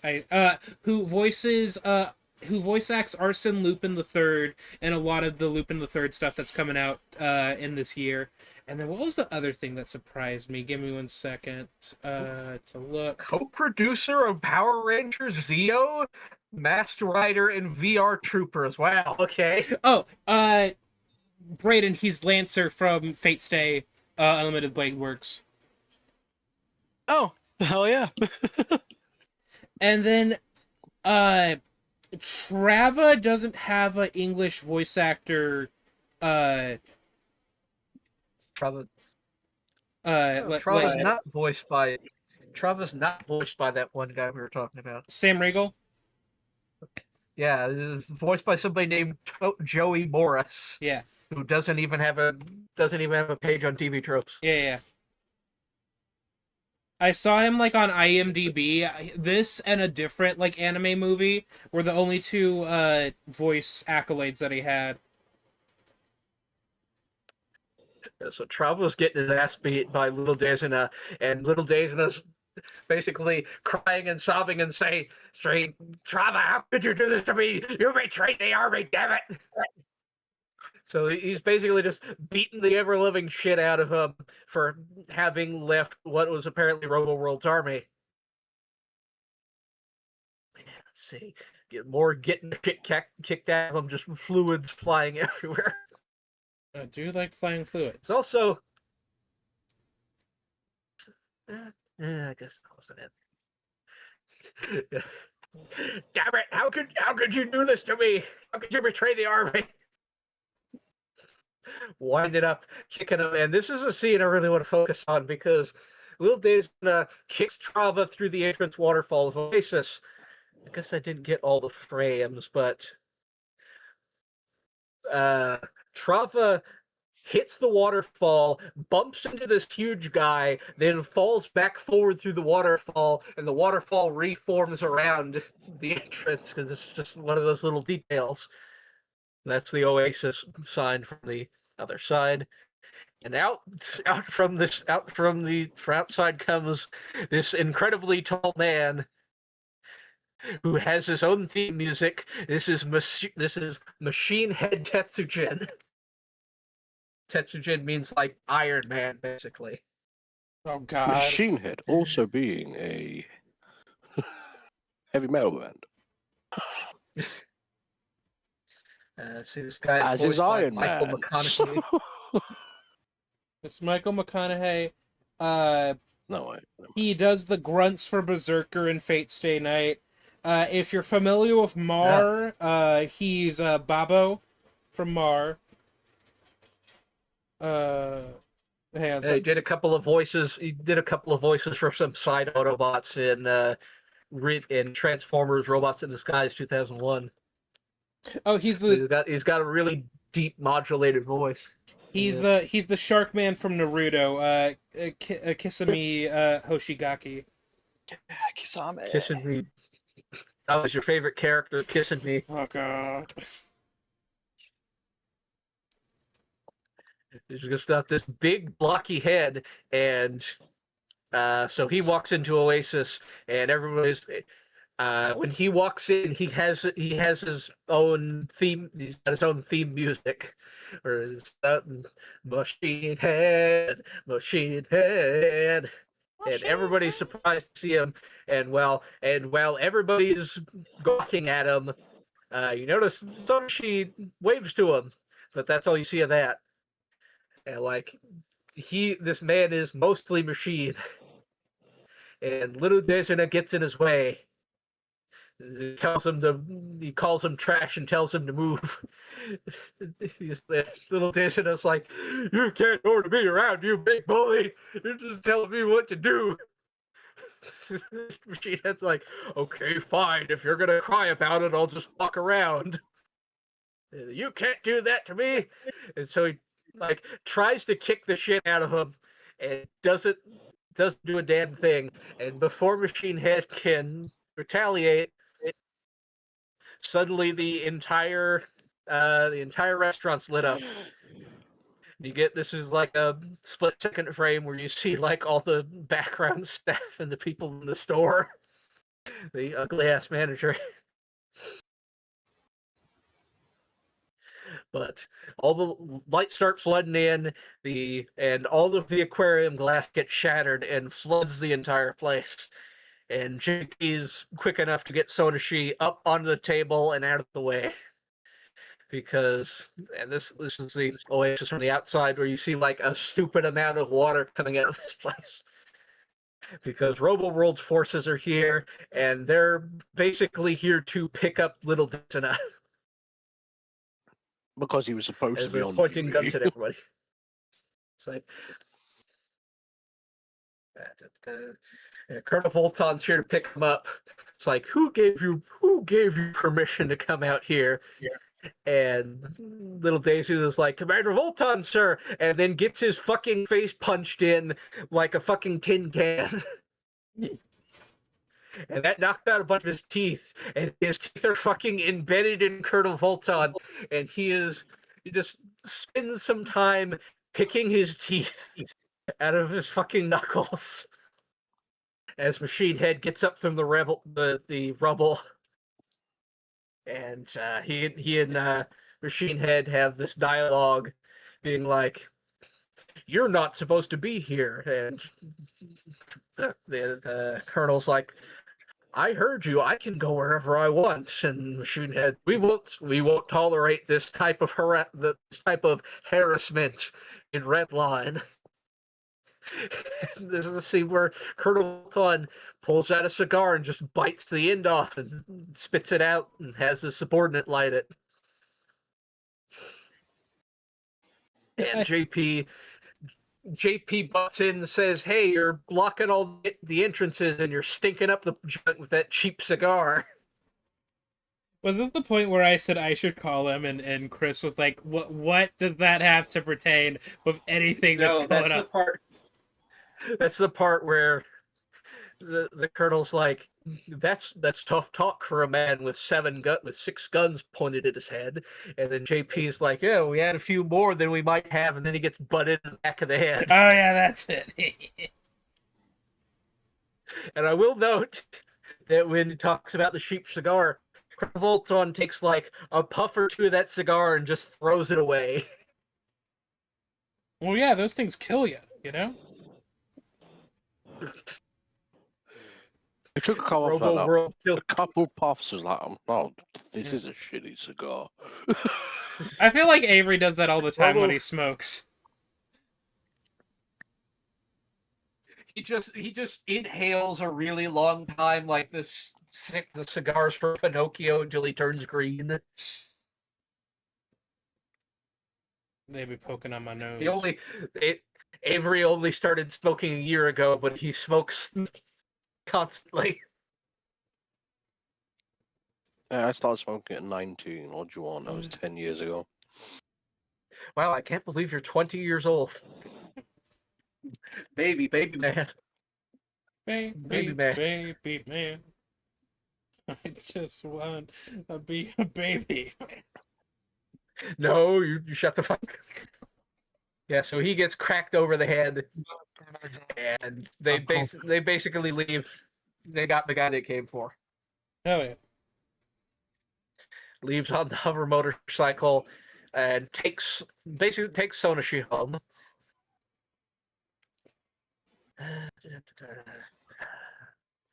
Gives him back his jacket, and they start having this conversation about Sonoshi's nickname, which is Cherry Boy Hunter. This is basically a nickname the media gave to her because it's not really explained, but it's sort of implied because the paparazzi never see her with a man. So the reason why she has that name is because it's implied she only dates virgins and can't find any. Cherry boy is like a Japanese slang term for virgin. Virgin male, at least. There's the part where she slaps it on the arm. It's like, oh, Cherry Boy Hunter's got a temper. But then they start having this conversation about, hey, why'd you get into racing? And JP's is like, well, I don't know. Why don't you tell me? Why don't you tell me yours first? And she's like, no, you tell me first. If you're not willing to tell me, then don't go asking that question. And so she heads off, and as she does, she drops one of her earrings, which he picks up. And before he can say, hey, you dropped your earring, she's already got inside. So JP heads off, and he has this flashback to his childhood where he sees a young Sonoshi, where she's in this like small time rally in these hover vehicles, and you get to see JP and Frisbee as like teenagers watching them race, and they're really impressed. But Sonoshi spins out and wrecks, and so she's trying really hard. She's really struggling out there, basically trying to dig her car out. And JP's like, "Hey, don't worry, you drive awesome." And she's basically crying about this because she has a lot of expectations about her. It's been established by this point that her father was some really important racer, and basically the JP's group here. None of these other people ever met her again, but they're basically a bunch of punks, and they're just watching. But like JP really admires her, but she manages to pull out and leave. But she doesn't really remember that, and she doesn't really remember that JP was that person from that moment. But it's established that one of the reasons why JP got into racing is because of her. Which is why he didn't want to tell her. And he's like, she probably doesn't even remember. So he's driving away through the desert, thinking about this, heads back, and goes back to his garage where the old man's like, hey man, I'm out. Frisbee wants to put like a turbo Airmaster whatever engine into this car. He's fucking crazy. And then of course JP's like, just like, yeah. No, and it slaps him over the head. It's like, no, I really like this exchange because JP's immediate reaction is bitchin'. The old man slaps him over the head. It's like, no, it's not. So the old man's chewing out Frisbee, and JP is like, oh yeah, Turbo Airmaster, fuck yeah. Like, this is just another one of the really good shots where he lights the match on his jacket zipper. And JP basically says to the old man, now, Frisbee's in charge of the design. You just need to put it together. And he's like, please just let me race in this machine. It's like, all right, but you got to pay me double. And so the next day, they're testing out You see, this is Trava's vehicle. We'll see more later. This is Speedmaster. And you see Crab Machine. They're basically all doing car testing. And JP's sitting and admiring everybody else's vehicles, talking about how fast they're going. And Frisbee climbs up here, and they're basically talking about how basically the only people who are testing their cars out here are the people who don't have money to have their own private tracks. I was gonna say, isn't only like one other person out there? Like 2. Well, no, Trava and Sonashi. And so old man's working on the car. Again, these reflections. And it's all such a shame. He's putting all this work buffing the chassis for what these vehicles go through in these races. They're talking about, I want to say this is where they're talking about, hey, we could make some real good money fixing another race.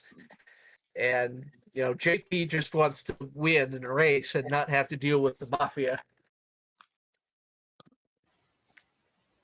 And then we cut to here on Robo World, where these people with these sort of weird mining, I guess, with these mining vehicles, these mining robots that have these big pounders on them, they're like picking up stuff, and they're basically finishing up work, saying, "All right, boys, let's go put in our bets before the bookies close." So this is Redline betting on Robo World. Which obviously should be there because Robo World doesn't want Redline anywhere near them. And let's see, this is another crowd shot with all these creative aliens before the police show up. And there are these like weird robot girl police officers with the Robo World insignia on them, basically telling them to disperse so everybody like sits down and protest in peaceful protest. And of course they all get blown the fuck away. Yeah, this is sort of a weird weapon the Robo World guns all have, where it's like they're not lasers. They're like this goopy napalm slime that fires and explodes. Like, it doesn't kill these people because it blows up and the people are still here and fine. I like the sound effect that it made when she shot the laser. There's this weird goop laser. Yeah. And so we cut back to Sonashi. And basically, she's sitting. Is that a fucking pipe? Okay. Yeah, she's sitting in and relaxing. It could be tobacco. We can't. Yeah, Beth. We gotta make sure before you move any further. There are some frames here that can't go on YouTube. Oh, what's the problem? Tits. Yeah, so she's sitting here eating. Yeah, it's just she's sitting here eating, and she's watching the news broadcast about Redline. She's sitting here watching the news broadcast about Redline, where basically the news is discussing the different racers. They're discussing the different racers one at a time, and currently they're talking about her and her vehicle. Like she's in the broadcast, she's showing off, hey, here's how my vehicle works. The engine doesn't fire as hot so it can avoid heat-seeking missiles. And of course, the camera zooms in on her ass, and nothing else happens after that. Yeah. So after this shot, it cuts back to her saying, "Nice shot of my ass, guys," and then it cuts to her lounging on her couch topless. Yeah. Like, tits out. But I've said this before we started recording. It's honestly the kind of fan service I like, because it's not like forced fan service. It's just a woman lounging in a casual setting. It's not like her going, "Kia, my tomatoes," and then her falling over with her boobs out. Oh, we'll get to that. Oh, Jesus. You forgot about them, didn't you? I wish the lobotomy took hold. Yeah, like Avery said, this is a very funny transition of like, nice shot of my ass, guys, before cutting to her topless. And the next person it cuts to is Machine Head. And here's where you get to see his evolution as a racer, as he basically upgrades his vehicle and upgrades himself with every Redline victory. Like, here's his first victory at Redline 4, Redline 5, Redline 6, Redline 7, and this is where they start showing off the vehicles.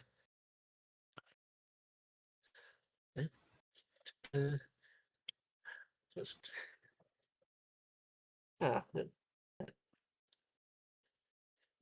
Are we told which red line we're on at this point? I guess it would be Redline 8. Yeah, because the guy in yellow line was a previous red line winner. Yeah. Well, the guy in Redline, the captain, was the first Redline winner. Yeah, so Yeah. it's got to be minimum of 8 then. Yeah, so we start with the various racers, but focusing in on Machine Head and his car Godwing, where it's him with all of his trophies and his comical pet dog with his giant physique, where he's telling the interviewer, "Oh, all these other racers don't have what I have. With all the other racers, it's them and their wheels, but with me, I am part of my machine, and it is part of me. It's just not the same." And if we cut to the next racers, the Super Boys. The Super Boys are Boy and Boss. Can any of you guess what the word boy means? I assume it has something to do with tits jiggling. It is the onomatopoeia for jiggling breasts.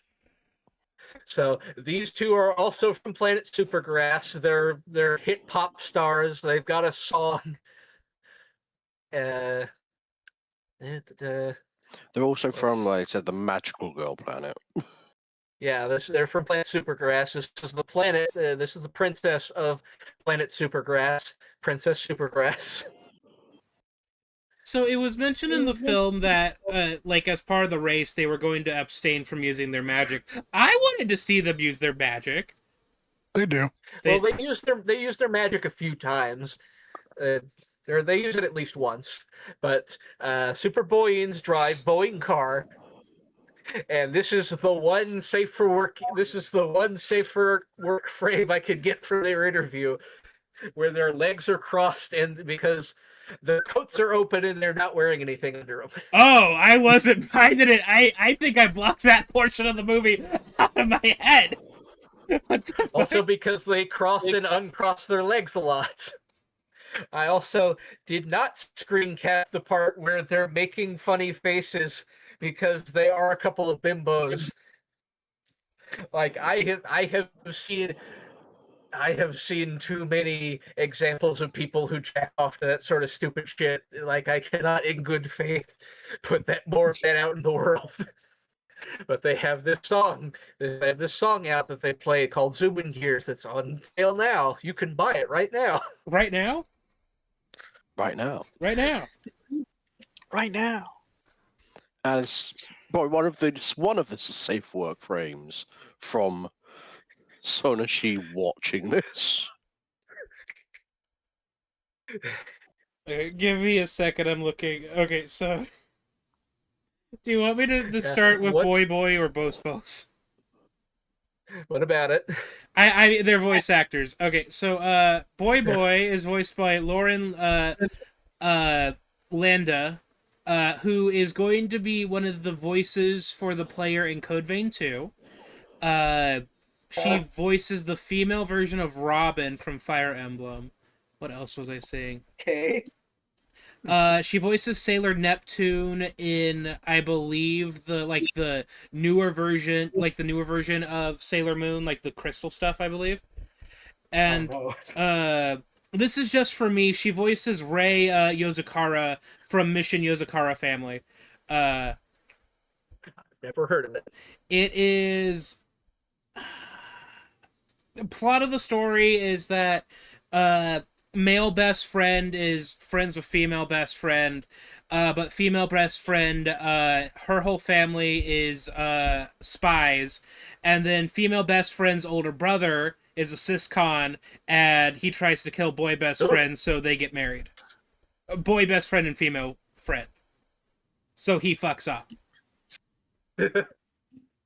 And then we'll go over to Bolsbos. I can't wait to get to Boy Car. Yes. Bolsbos is voiced by Laura Post, not Laura Bailey, unfortunately. She voices Tamio in Demon Slayer, the one of the good demons. Emma Frost in Marvel Rivals. Oh well, I guess they did their homework. I'm sure there was one person. They got the Gooder voice actor for the Gooder game. Hang on, sorry. There was one character that I was trying to keep in my head for this. Oh, Sophia from Strangers of Paradise, Final Fantasy Origin. That's another one for me. Oh, what? Excuse me. Where is it? Sorry, there was one character that she voiced that I'm pretty sure we would have all known, but I'm not seeing it right now. Yeah. See. Once we get through with these two, I'm probably gonna head because it's like 5 a.m. now. Oh Jesus! Yelan, that's who I was saving. Brayden, Yelan. Yeah. Hang on, give me 1 second.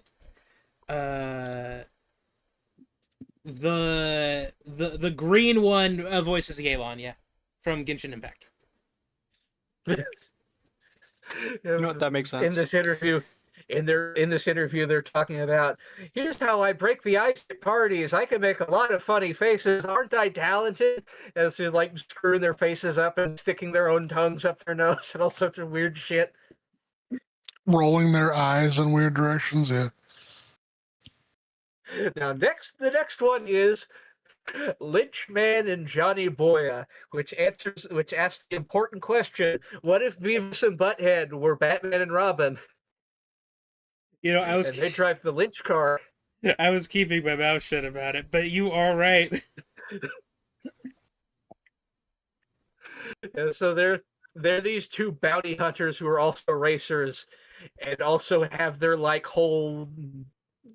They sort of like sell their fights, which are probably scripted, like Dog the Bounty Hunter. There's this whole scripted bit here where they show him fighting this guy and kicking the shit out of him.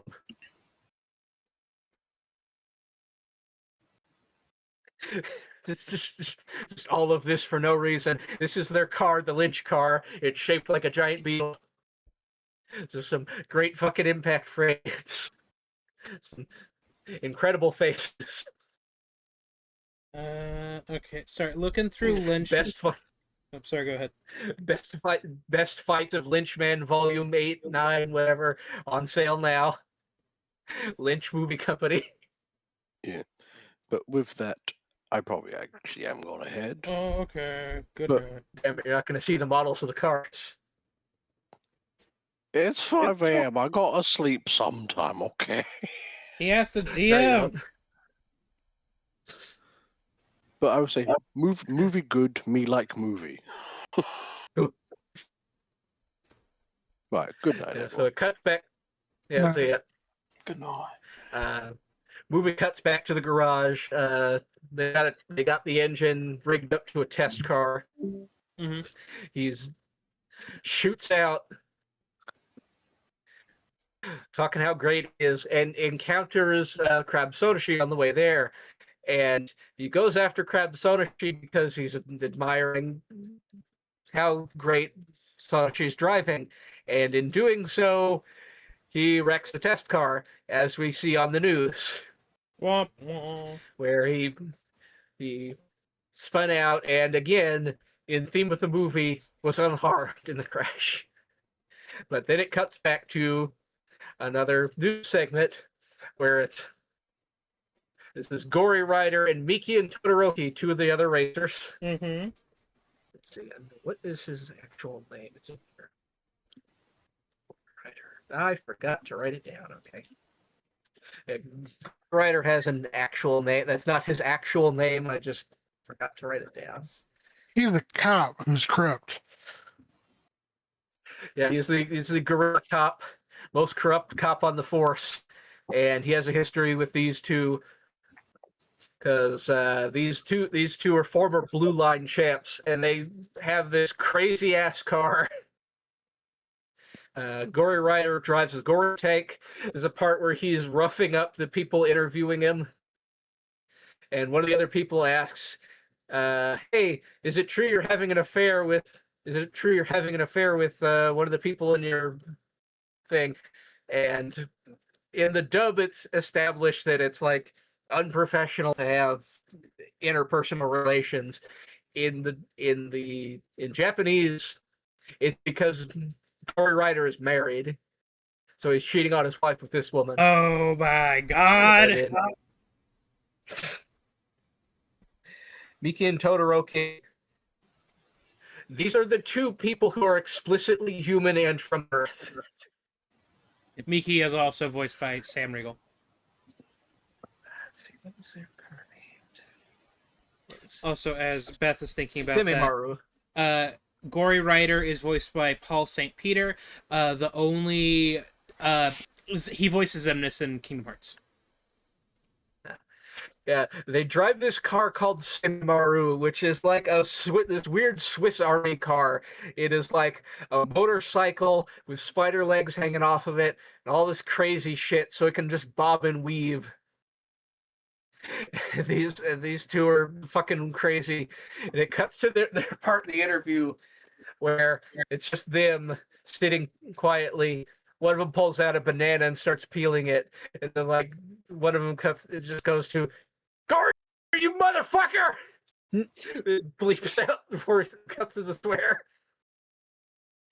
And I want to say these two are based on like some Japanese comedy duo because there's hairstyles match up with some other thing. It's too much of a coincidence for their hairs to look like that.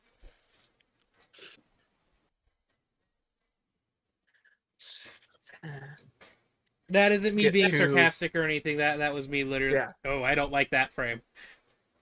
Yeah, this is them testing out the Air Master that the old man managed to get. They're talking, and as they're testing the stuff out, they see, oh, there's a bunch of explosions going on in Robo World. Guess somebody's having a party down there. So JP heads out. They're getting more chummy, but Frisbee's obviously being cold about it. And he goes to work on the car. Meanwhile, on Robo World, the guys with the mining vehicles are breaking into some really secure place using their weird punch machines. But as they're doing it, they get intercepted by the weird Robo Lady cops. There's a whole fight. The robots like have razor wire arms. They used to cut them up, while the guys in the back shoot at this power generator because this is basically the main hydroelectric dam for most of Robo World. Mm-hmm. And one of them shoots. They deflect the beam into the generator, which takes it down and knocks out most of the power to Robo World's main forces, forcing them to go into like auxiliary power. And the general General Titan is like, "Oh, don't worry, sir. We have these kill sats for just such an occasion. You're going to love the names I gave them. I call it the Hyper Disintegrator Cannon." And then we see the Hyper Disintegrator Cannons. And Lynchman and Johnny Boya have been hired by Redline to get up here, hack into the satellites, and take them down. And Johnny Boya's like, "Gee, Lynchman, why are we being hired to do this?" And Lynchman's like, "Well, there's a lot of money riding on this, like enough to buy out a whole bunch of planets." And the inside of this, it's just all of this weird, goopy, techno-organic stuff. And before they go to fuck up the satellite, they like do stretches. Cuts back to Sonashi cooking, Mm-hmm. where she hears a motorcycle outside, goes outside, and sees that somebody brought her back rear ring. Signed by JP, he brought her flowers. So Go back to that food. Anime food looks so good. I think that's supposed to be bok choy. Well, yeah, but it's in space, so it's space bok choy. Like, Ah, Spock choy. the most logical of vegetables. JP is like, oh, JP's hyped from, telling a girl, hey, I like the girl, and he drives off, and he's so hyped up that he drives into a fucking ditch and wrecks his motorcycle and goes flying. And the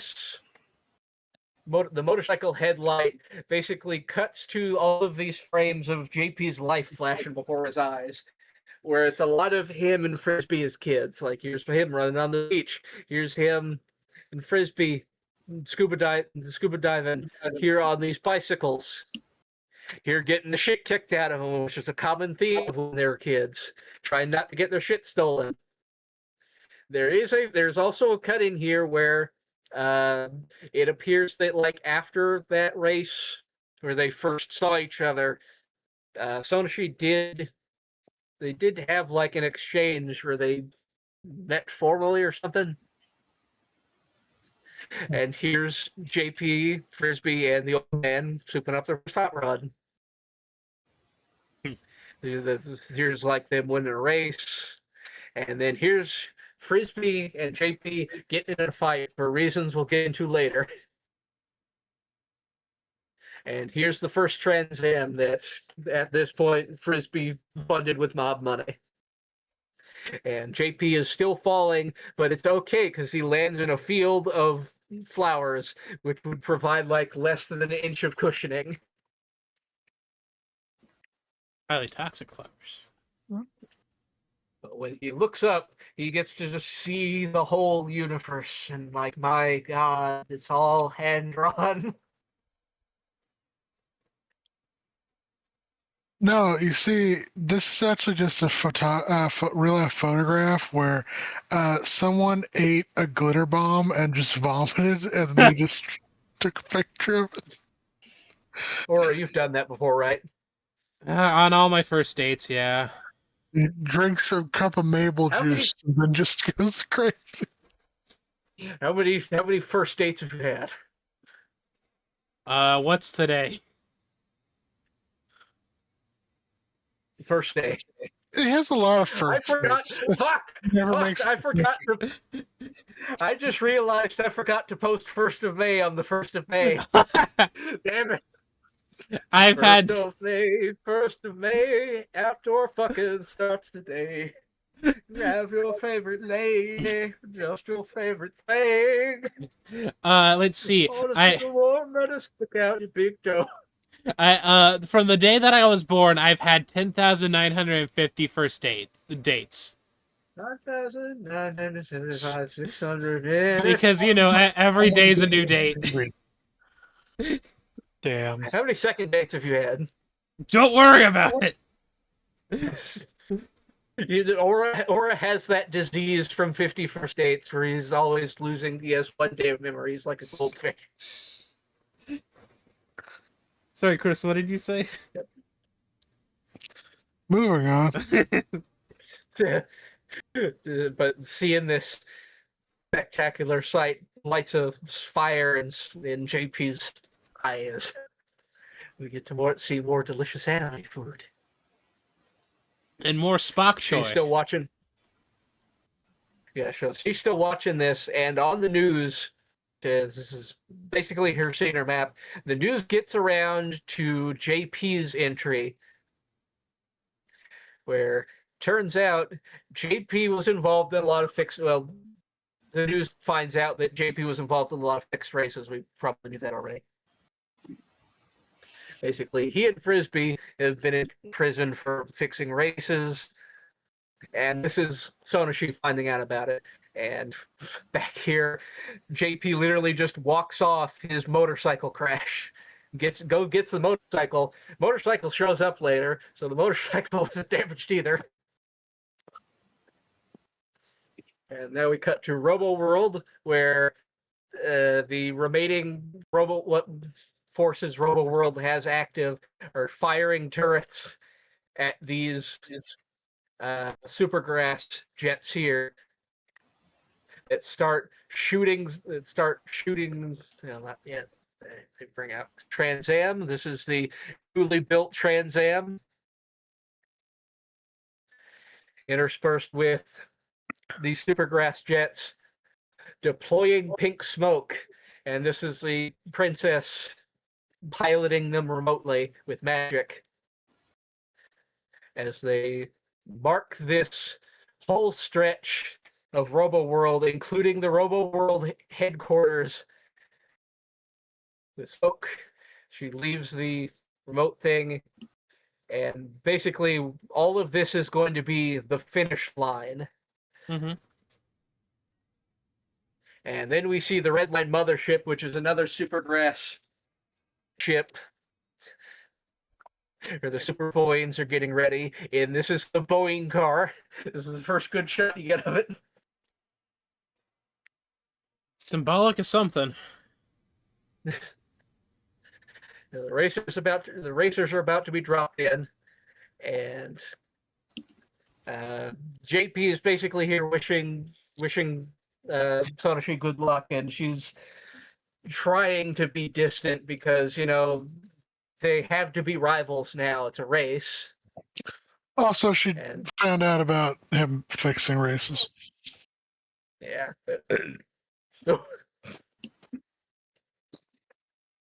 But like obviously she doesn't want to be mean to him, but even if it comes up distant. So the Robo World figures out what they're doing at the finish line. They're figuring out where things are going. Apparently, they eat like food pills. He's taking a pill for something. It's a really good in between. I think it's I think he's taking a pill to lower his, like a blood pressure lowering pill, because I think this whole time the president of Robo World, his blood pressure has been through the fucking roof. People keep coming to his house fucking it up. Yeah, the fascists are the real victims. No, I'm just making a joke. You heard it here first. I mean, there is also just a bit where he's like smoking a hookah that's somewhere on his person throughout parts of the movie. And so he wants to fire the hyper disintegrator cannon at the Redline ship the moment it comes out of warp, and the hyper disintegrator cannon is powered by this weird techno block that looks like the communicator things from Sele and Neon Genesis Evangelion, when it just like transformers his way around his Titan's body into this big flower. Or you see the thing powering up, and you see all the weird pulsating innards as everything charges up.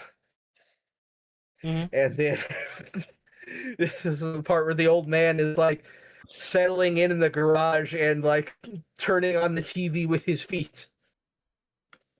Mm-hmm. There's the part where this is something I like about the movie. You see all the background characters show up and interact, because like these are the little kid weirdos who are trying to sell tickets. This guy's the currency exchanger, and this guy's taking bets. And little kids buy pork buns. And the guy's like, okay, the guy's putting on an Indian accent, and is like, okay, I only have 3 left. The kids take a bite out of them. Mm-hmm. It's like, these are really good frames. I just love these character designs so much. But the kids take a bite of the pork buns, and they all start melting from the mouth because they're like super soup dumplings. And the guy's like, "No, you're supposed to eat them in one bite. What are you doing?" I mean, technically, the correct way to eat soup dumplings is that you bite the corner of a soup dumpling, let it drain out into a spoon, drink the soup from the spoon, and then you dunk the soup dumpling into like black vinegar or something, like a sauce. What the fuck? You That are sounds the really expert. complicated. He is the expert on this, Beth. Proper way to eat soup dumplings and just stick them up your ass. Well, like you got to remember, it's boiling And then you hot get- soup inside of a dumpling wrapper. I mean, I thought the soup, you're supposed to wait for the soup to be like normal temperature and just eat this dumpling. No. The more you let a Yeah, soup like dumpling before. cool, it starts to congeal back into its solid form. He can't wait that long. He's got to eat it like it's. Bizarre, because I assume the entire point would just be to eat the dumpling that is full of liquid, not to put the liquid into a dumpling, then take the liquid back out of the dumpling and drink the liquid and eat the dumpling. This feels like too many steps. That's why dumplings are my favorite thing ever.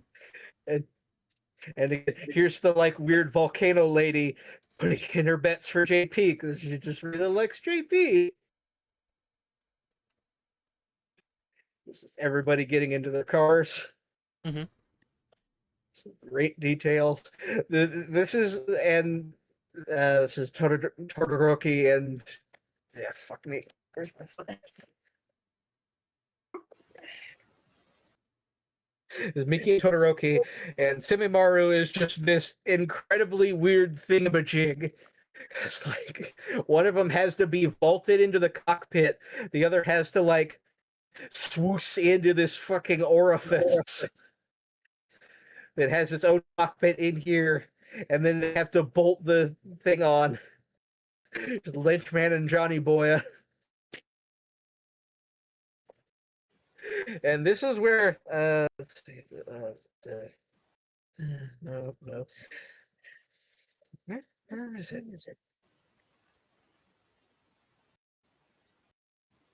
Come on, I'm gonna write that down. Where's... Oh, Shinkai. This is where the Shinkai's personality just does a complete 180, because like before he was just some nerd with no social skills. Here it's like, yeah, let's fuck shit up. And he's like dancing around like a spaz. He's a fucking crackhead. Just like Brayden. Damn. I think if Braden was a crackhead, he wouldn't be falling asleep. And know, here's that's probably Machine right. Head and Godwing. And as they're prepping to launch the vehicles, they're also prepping to fire the hyper disintegrator cannon. And like you see, Machine Head like double impact, like double layer locks into the back of his vehicle. And Gori-rider like kisses the picture of the policewoman he's cheating on his wife with. JP's just there.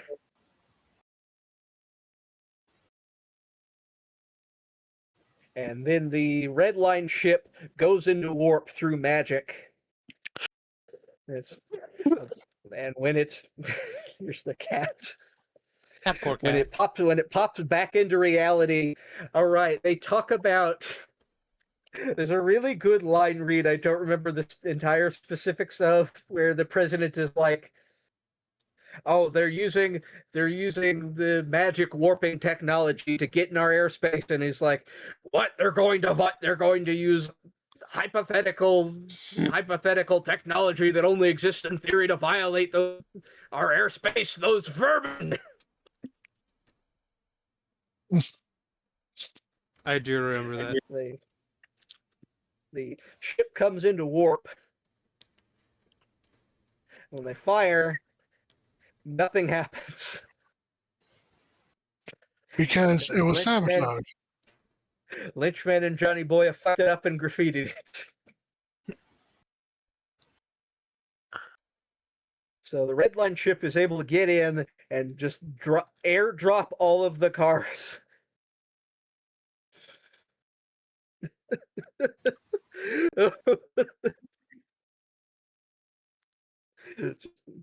Anyway, they just airdrop all of the cars and they just free fall through the air from the ship.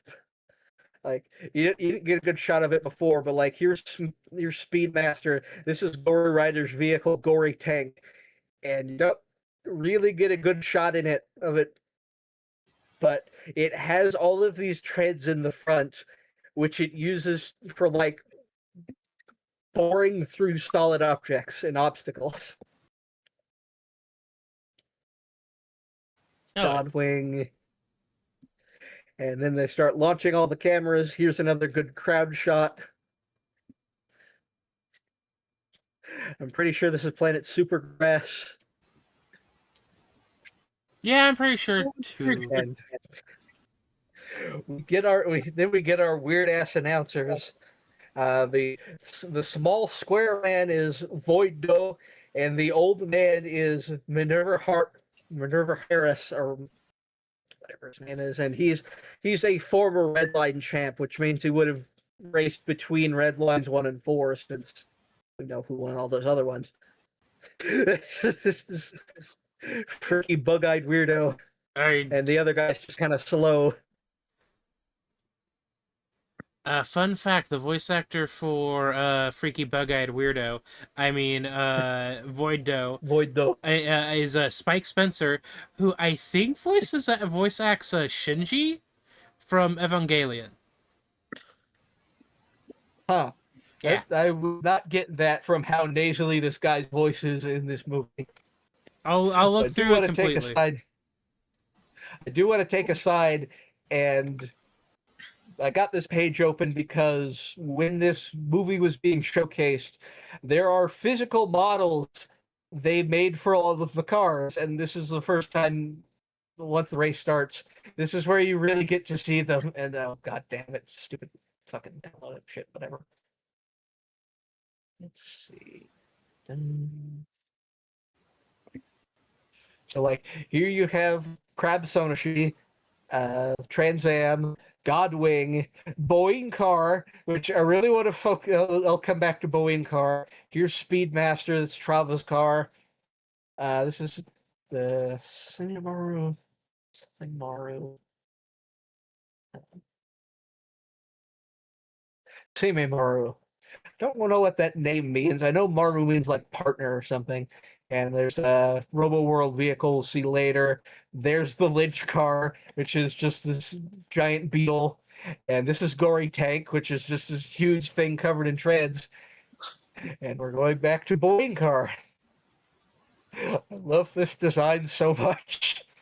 Because it's just a fucking car that's a blow-up doll and just looks like a folded-up woman. And the cockpit is in the boobs. It's so stupid. I love it. It is a really funny design. And like you'll see it later, it does just have that blow-up doll like open mouth design. It's really weird to look at. Brayden, thoughts on blow-up dolls? I don't really have any thoughts on those specifically. I do really like that car though, but I like a lot of the cars in this show, so that's nothing special. But a car that can turn into a giant robot and fight shit is really cool. So It names all everything. Man. They're this is when they're talking about JP, they're like making fun of his hair. There are also just a lot of pompadours in this movie. I mean, Pompadour makes sense as like, there you go. I was gonna say Pompadour kind of just makes sense for like a racing kind of situation for some reason. All the cool kids wear them. All the cool Nazis. Is Colonel Volton rolling out the troops, where you've got Little Daisina, Big Daisina, and this other guy whose name this guy is named and voiced, and I could not for the life of me remember his name or find it. He's He medium days matters in the it. least. It's not that, but sure. But they all have to like swoosh into the vehicle launch tubes. Oh yeah, this was kind of this was a fucked up scene because Yeah. So yeah, go ahead. yeah, it starts to get into a little bit of like body horror, right? Kind of, it's like this weird squishy technology where everybody lands in their cars, lands in these like padded sections, then zip in and have like sections that suck in so their body is completely sealed. And then because they're all like weird freaky cyborgs, all these aux cords plug into the back of their heads and plug them in and power them up. But the thing I like most is Little Daisina is the most detailed because they pilot the smaller guys pilot these these unibikes here, and Little Daisina's is the most detailed of them, and his transfer is getting into the vehicle is also the most detailed because like he has a cape that expands out over him, then just form fits to his whole body, and then this big throbbing cable plugs into the back of his head.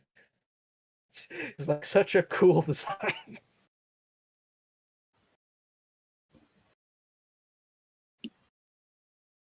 These shoot off, and there's like 3 different vehicles Robo World has. They have these single wheel vehicles. They have these robots with wheels in the heels, and they have these robots that turn into really sinewy jets, almost like bats or crows. Mm-hmm. Fly off information. And so the cars haven't even hit the ground, and they're already being shot at. They basically have to hit the ground running while also being shot at the whole time. And even the cameramen flying alongside are having trouble keeping up. And this is something it's hard to see in all the action. So this here is Machine Head and Godwig. Machine Head is literally mounted to the front of his vehicle on like the spire and the front wheel. He's just fully plugged in and just hanging out on the front. You know what? Good for him. You don't really see any good close-ups of that until like towards the end of the race. Yeah. Boeing car again. And like he is just sliding all over the place. Like again, to put all this in perspective, it's got like wheels and shit and boosters, and there's just this teeny little bit sticks out, this teeny little wheel, and there's Machine Head. And Cenimatic just like bounces all over the place. Like JP, they're just like the small, fast guy, but they're even weirder and harder to predict. They just like win through confusion. Let's see. Machine Head goes on the offensive. He's got guns on his vehicle. Boeing car's hands in the front are also guns. Lynchman immediately goes on the offensive against Crab Sonoshi. Fires a missile at her. Very funny thing about this relating to things that came up a few days ago. There was footage I saw on Blue Sky, and I'm pretty sure I posted it in the server, where in the war in Ukraine, there's a lot of Ukrainian videos of Ukrainian soldiers in jets just opening the cockpit of their jets and shooting shotguns at Russian drones. Basically, almost exactly like what she does here to shoot this missile. You know what? Modern solutions require old timey things. Life imitates art. Yeah, because I think somebody was saying like, "Oh yeah, that's what people used to do in planes in like the 1600s or some shit." I don't remember. Yes, we had planes in 1600. I don't think that was right. I don't know why I had the number 1600 in my head. First planes were in But, like- the early 1800s. Yeah, basically early planes were used for scouting, and then they just have shotguns in their cockpits to shoot other planes. At least that's what somebody said. Yeah, so she Yep. shoots this missile, but it's still an explosive, so it still blows her off the road, and she's on fire, but just happens to land in some water, which is almost like the thing about Krebsoshi's aquatic abilities. It's almost like an Aquaman situation where, in order to utilize the aquatic abilities, there has to be water around all the time. She manages to shoot off and cool the car down. Lynchman is immediately assaulted by dozens of Robo-World robots. They just start swarming down the mountains. Mm-hmm. And they start smashing their like pneumatic hands into Lynchman's car. Taste my wrath, fools. Trava's car gets shot at by other vehicles. Again, this is where that like weird goopy napalm laser comes in because the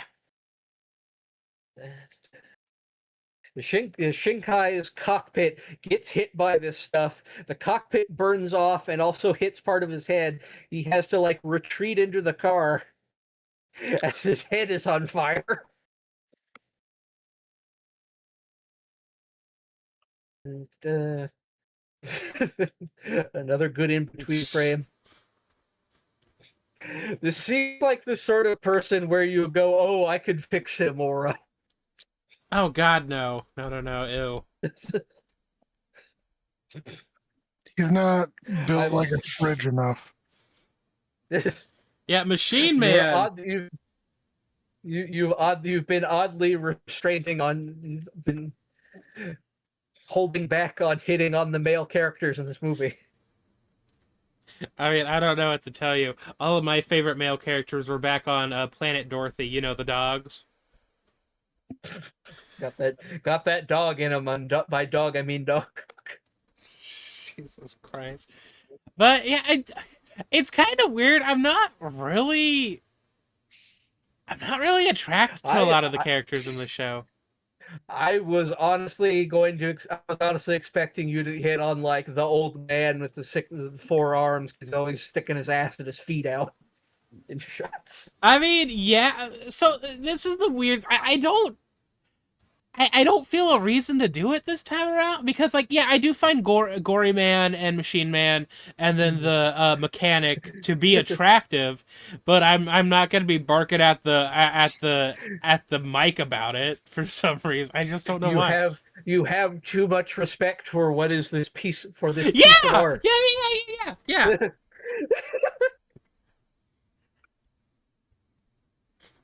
Yeah, so these people are talking about there's a certain part of the Robo World, the racetrack that Redline has set up against Robo World's wishes.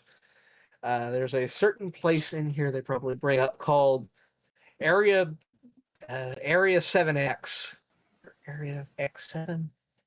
But basically, they need to stop them from getting too far into this race because these are Redline's ratings. Redline is being broadcast to every edge of the galaxy. Robo World's military secrets could just be revealed to the public because of this race. One of them is something they bring up called Funky Boy. Or you seem to react oddly to that name. Okay. So It's a very funny name for something that will come up later. yeah. I mean, I'll explain it a little bit later because I was already like, you don't name something like an actual name unless it's specifically something, and we will talk about that something once we get to that something, if that makes sense. Yeah, they talk about Funky Boy and how Funky Boy's sleep cannot be disturbed. He's still a baby after all and needs to be given discipline. And you see it frozen in this big tech cube, but you don't really get a good sense of what it is yet. Okay, so the Robo World robots start shooting at Crab Sonashi, and she shoots back. A lot of her tech has these weird smiley faces on them, and I brought this frame in specifically because as I was framing through this, I saw it even on like her safety harness. That just might On be her her missiles, motifs and on her stuff. buttons. Yeah, so she shoots out part of the dam, tries to shoot these robots, and we once again get another scene of thing with grappling hook and chain latches onto car. As one of these machines latches onto her, tries to take her down. She shakes him by boosting up the side of the hydroelectric dam and grinding him into the side of the wall, which is giving her ostensibly a shortcut because everybody has to go the long way around the dam. And then in order to get all the way up, she has to jettison the back end of her car along with the robot that's pursuing her. You see, like, you also start to see the movie itself keeps track of who's in first. That Lynch car is overwhelmed, so he launches the front of this car like an anchor at the opposite side of the dam. It just shoots out across the water reservoir, just pulls it across the water, following Crab Sonoshi. However, again, her vehicle can deal with the water, and theirs can't. I really like this face she made because she knows what she's about to do. It's just tee hee. She shoots out the anchor, the surface the anchor is locked into, which pulls the anchor loose and sends Lynch car just crashing out across the water. The only way it even makes it across is by like skipping across it before hitting a wall. This is like, take that, you cocksuckers! Oh yeah, I remember that part. That was funny. And then she gets canceled for homophobia. No, it's okay. She's a Fujoshi or whatever. Also, she's like one of those people. She's like one of those people that like ships characters from fucking South Park and have never watched the show or seen how horrible it is. That fucking bizarre ass. Remember, the line, he would not fucking say that, comes from one of them, where it's like how South Park characters would react to being asked their pronouns. And Carmen's like, I use any pronouns, thanks. And it's like, he would not fucking say that. Also, like, let's be honest. weird. Lynchman and Johnny are probably sucking each other's dicks. Let's be honest. Well, if it is the Blowjob Brothers.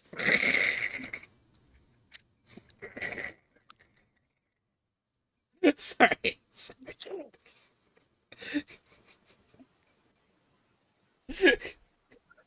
Sorry, that was really funny. Yeah, so we cut over to Trava and Little Dazena in Hot Pursuit, who has his own fleet of vehicles. And I thought I screen capped that. Basically, there's a part where Little Dazena shoots a piece of debris into Speedmaster's windshield, and they have to blow it free to even continue to see. And Little Dazena is like, "I'll teach you for abandoning the army." But then there's another target that the rest of the squad has to flank off and go chase because they're ordered to. But little Daisy's like, nah, first I'm gonna rip Travis' fucking head off. Ah, that's where it is. Huh, I wonder how that got there. Whatever. They had to blow the windshield off. And this is honestly my favorite one of my favorite interactions in the movie. This little Daisy is like, Trava!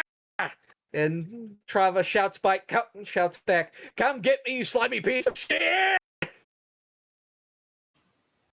The other guy's like, come get me, you pussy! That's why this dub is so good. It is a really good dub. Because it's like from 2010, and it's back from when dubs just used to have copious amounts of swearing in them. I remember somebody saying this about Get a Robo Arc or whatever. Like the show wasn't good or well animated, but it had a good dub with a lot of swearing in it. Mm-hmm. Get a Robo Arc is. Do I still? I wouldn't be able to get the sound thing open, but it's where that sound clip of "Let's go find some Dino Gina" that I put in the soundboard. That's where that's from. Oh, you mean hang on. Let's go find some Dino Gina. There's a clip from that show I still need to put on the soundboard that's like, up your dickosaur. Because that whole show is about fighting hyper evolved dinosaurs. And cut back to JP, who is once again in last. And this is honestly where I figured you'd start barking.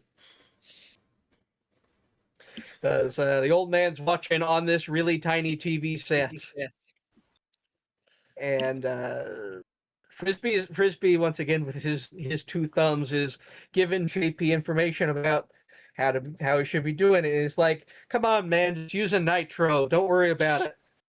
So it's like, all right, I'll pop a nitro. I just didn't think I'd have to do so soon. So JP, in order to cut across the dam, pulls up onto the wall, pops the nitro, and then starts tail spinning until he's going around in a circle, launches off the wall, and skims across the water upside down like a fucking stone. Beyblade.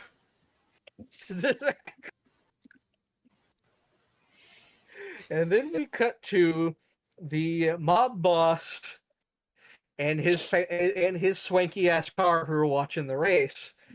You wouldn't be able to tell just from looking at it from the outside, but you see the interior where Frisbee is. This thing is the size of a small hotel. It has multiple levels. It's a TARDIS limo. Okay, it's fine. No, it is not a TARDIS. It is just really big.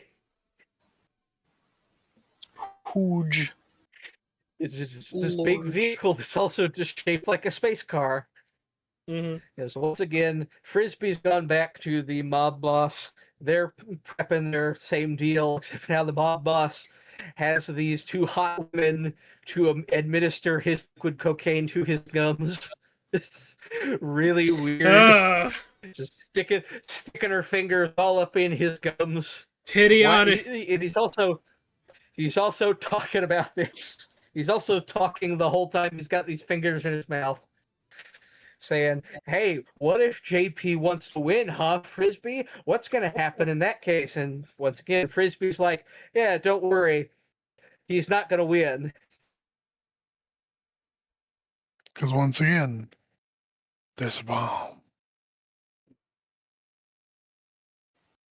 Beth, you there? Uh-oh. Pause it. So he's got the detonator, and then we cut to the Superboyans in one of the really good scenes in the movie where they're being chased by the flying robots. They're trying to shoot them down using the finger guns at the front of the car. And Boeing car crashes and just starts standing up in these really jerky motions. And then the the Superboyans move the cockpits to face forward in the boobs of the robot. This is where we see the robot has that blow up doll expression. And for some reason, Boeing Car reminds me of like a Steven Universe character. Isn't there like a Steven Universe character with a pompadour? Like one of the crystal gems, one of the rock women. I think oh god, I can't remember. Steven. Maybe one of the diamonds, like Yellow Diamond. You know what she could? You know what she kind of looks like? The mech suit that the Crystal Gems, like the big Voltron transformer. The one that's just got like a pair of legs that's just flies around. Yeah, and then there's a blue arm, a yellow arm, and then like a white head. I do know what Beth means though. Like yellow diamonds. Like I thought it was a helmet.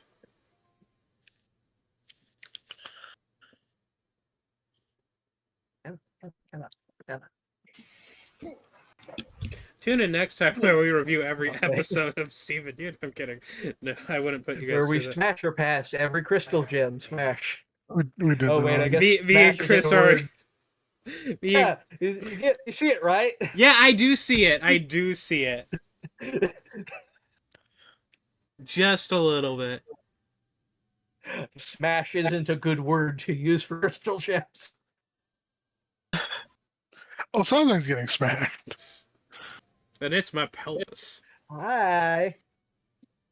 And so there's the fight scene where Boeing Car grabs one of the jets between its legs and suplexes one of the generals. As she should. Right?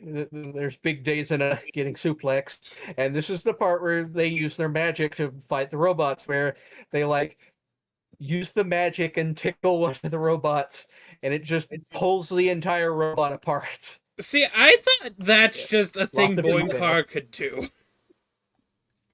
Yeah, no, that's magic.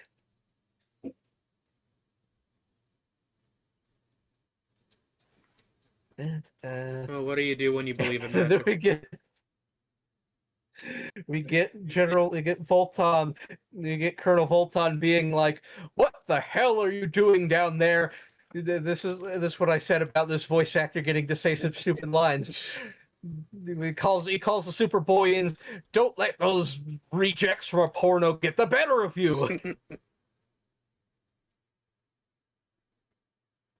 And then they're trying to get after Superboy, and then Colonel Voltom's yelling at Little Daisy-na saying, "Get back in formation, soldier!" And Little Daisy-na's just like, "I'm sorry, sir. I cannot do that order, sir. I can't let this guy make a fool out of me. I'd rather die, sir. Sir, I have to go. I know I can win this race. I know I can do it." Oh boy, I can taste blood doing that voice.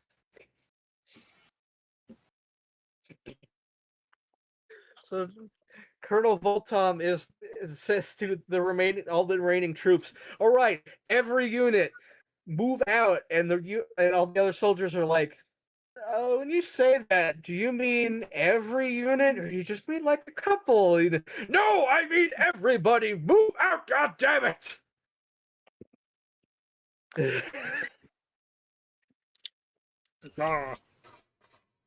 So the race makes it to the testing grounds for weapons, which are a minefield. Yep. You can see where the race is going from here. You start with Speedmaster, who is so fast that he can outrun the detonators on the mines, and so he's trying to lose Little Daisy-na by just driving over the mines and then letting the mines blow up behind him. And where's Gory Tank been during all of this? Gory Tank has been using the weird treads on the front of its vehicle, to just straight burrow through the ground And then Semimaru has been clinging to the back of Gori tank just the whole time. Which, yeah, the commentator's like, yeah, that's a shortcut. It's not very fast. And so we get the shot of Semimaru and these two guys. They just think, okay, we're past zone 7X. They detach. They start doing all this wacky shit. And they just branch off from the hole that Gori-rider has been burrowing through, tunnel out of the tunnel, and then we end up back here where all of these miners have broken into Zone 7X, into Funky Boy's weird seal chamber.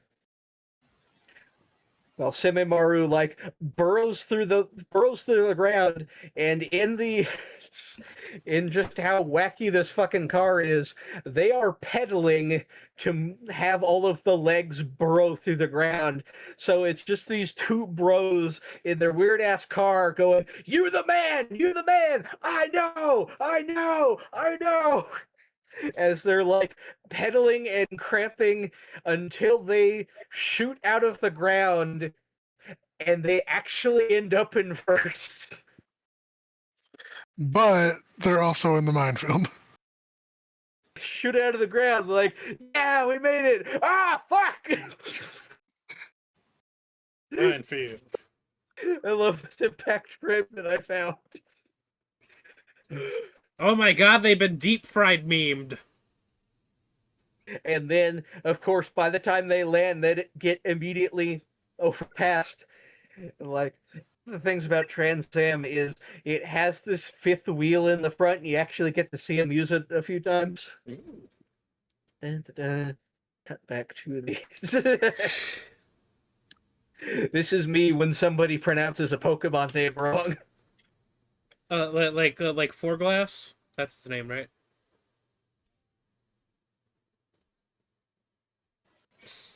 Lodi Kalu.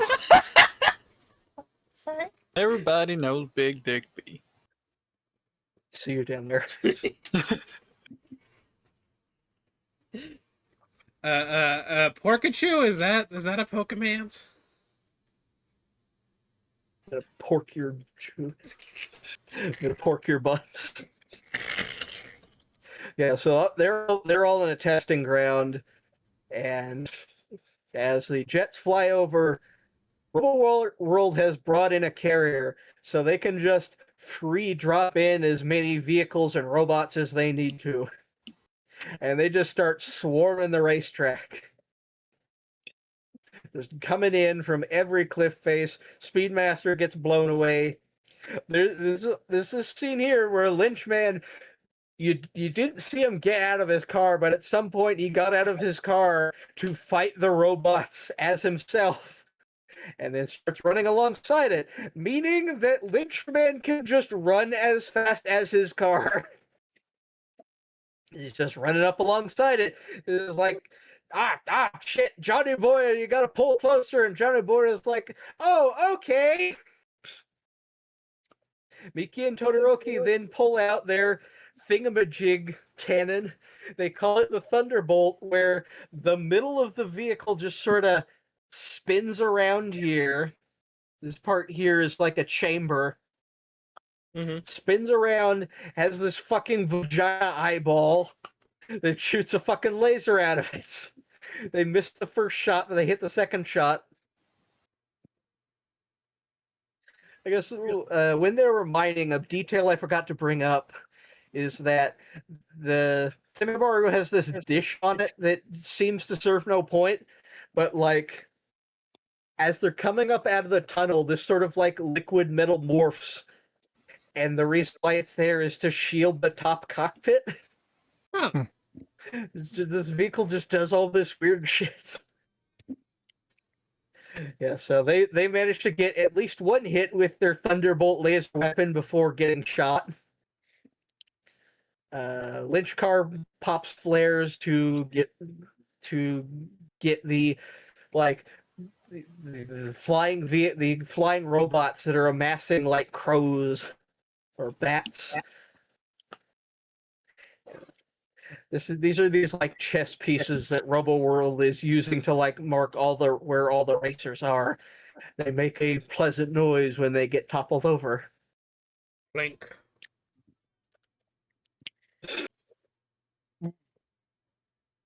This is the part where they're like, okay, we've deployed our forces. Let's call it a day.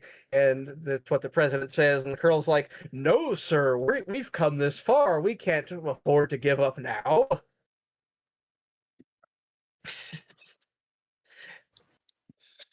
He's so happy. It's his birthday. It's his birthday boy. He just wants to kill all these racers for his birthday. You know what? Good for him. So shooting down all the cars. And Crab Sonoshi takes a particularly hard blow and gets shot into the air, to which Machine Head, notably, along with JP, are shocked by this. Crab Sonoshi gets shot in the air and is basically a sitting duck because there are robots all around these canyons. And this thing just gets blown full of holes by giant ammunition meant for robots. So she is just barely dodging giant bullets, tearing her car apart. Oh yeah, that was honestly kind of terrifying to watch. And then in the Funky Boy chamber, the miners are trying to use their vehicles to bust through this chamber. Then Gori-rider busts through because he's just been aimlessly tunneling through the surface and accidentally wound up here. Is like, oh my god, Jesus, where the bloody hell am I? His car just falls in because there's no more ground to burrow through, crashes into Funky Boy's seal, digs through it. Just digs through several layers and crashes directly into Funky Boy's weird computer holding cell. Amniotic fluid. Like you can see, well, it's like a weird. It's like amber, but cyber. It's cyber amber. Like you can see weird fingers poking out. Mm-hmm. He's got these people. This is the first glimpse you get at Funky Boy. Like it's basically just weird yellow blobulous stuff and teeth.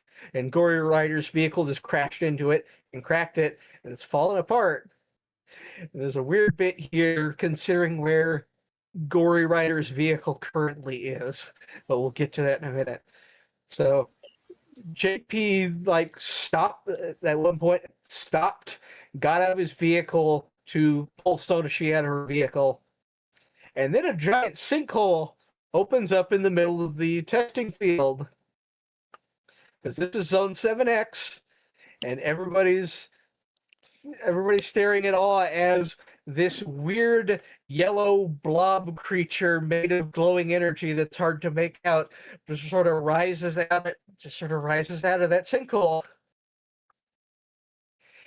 And it makes the most disturbing noises. If I weren't having such connection issues, I would have probably pulled up the weird screaming baby noises this thing makes. But yeah, everybody in the news broadcast is realizing, oh shit, this is a bioweapon. Those are supposed to be illegal. We're not supposed to be seeing this. Yeah, so So, oh, sorry. go ahead.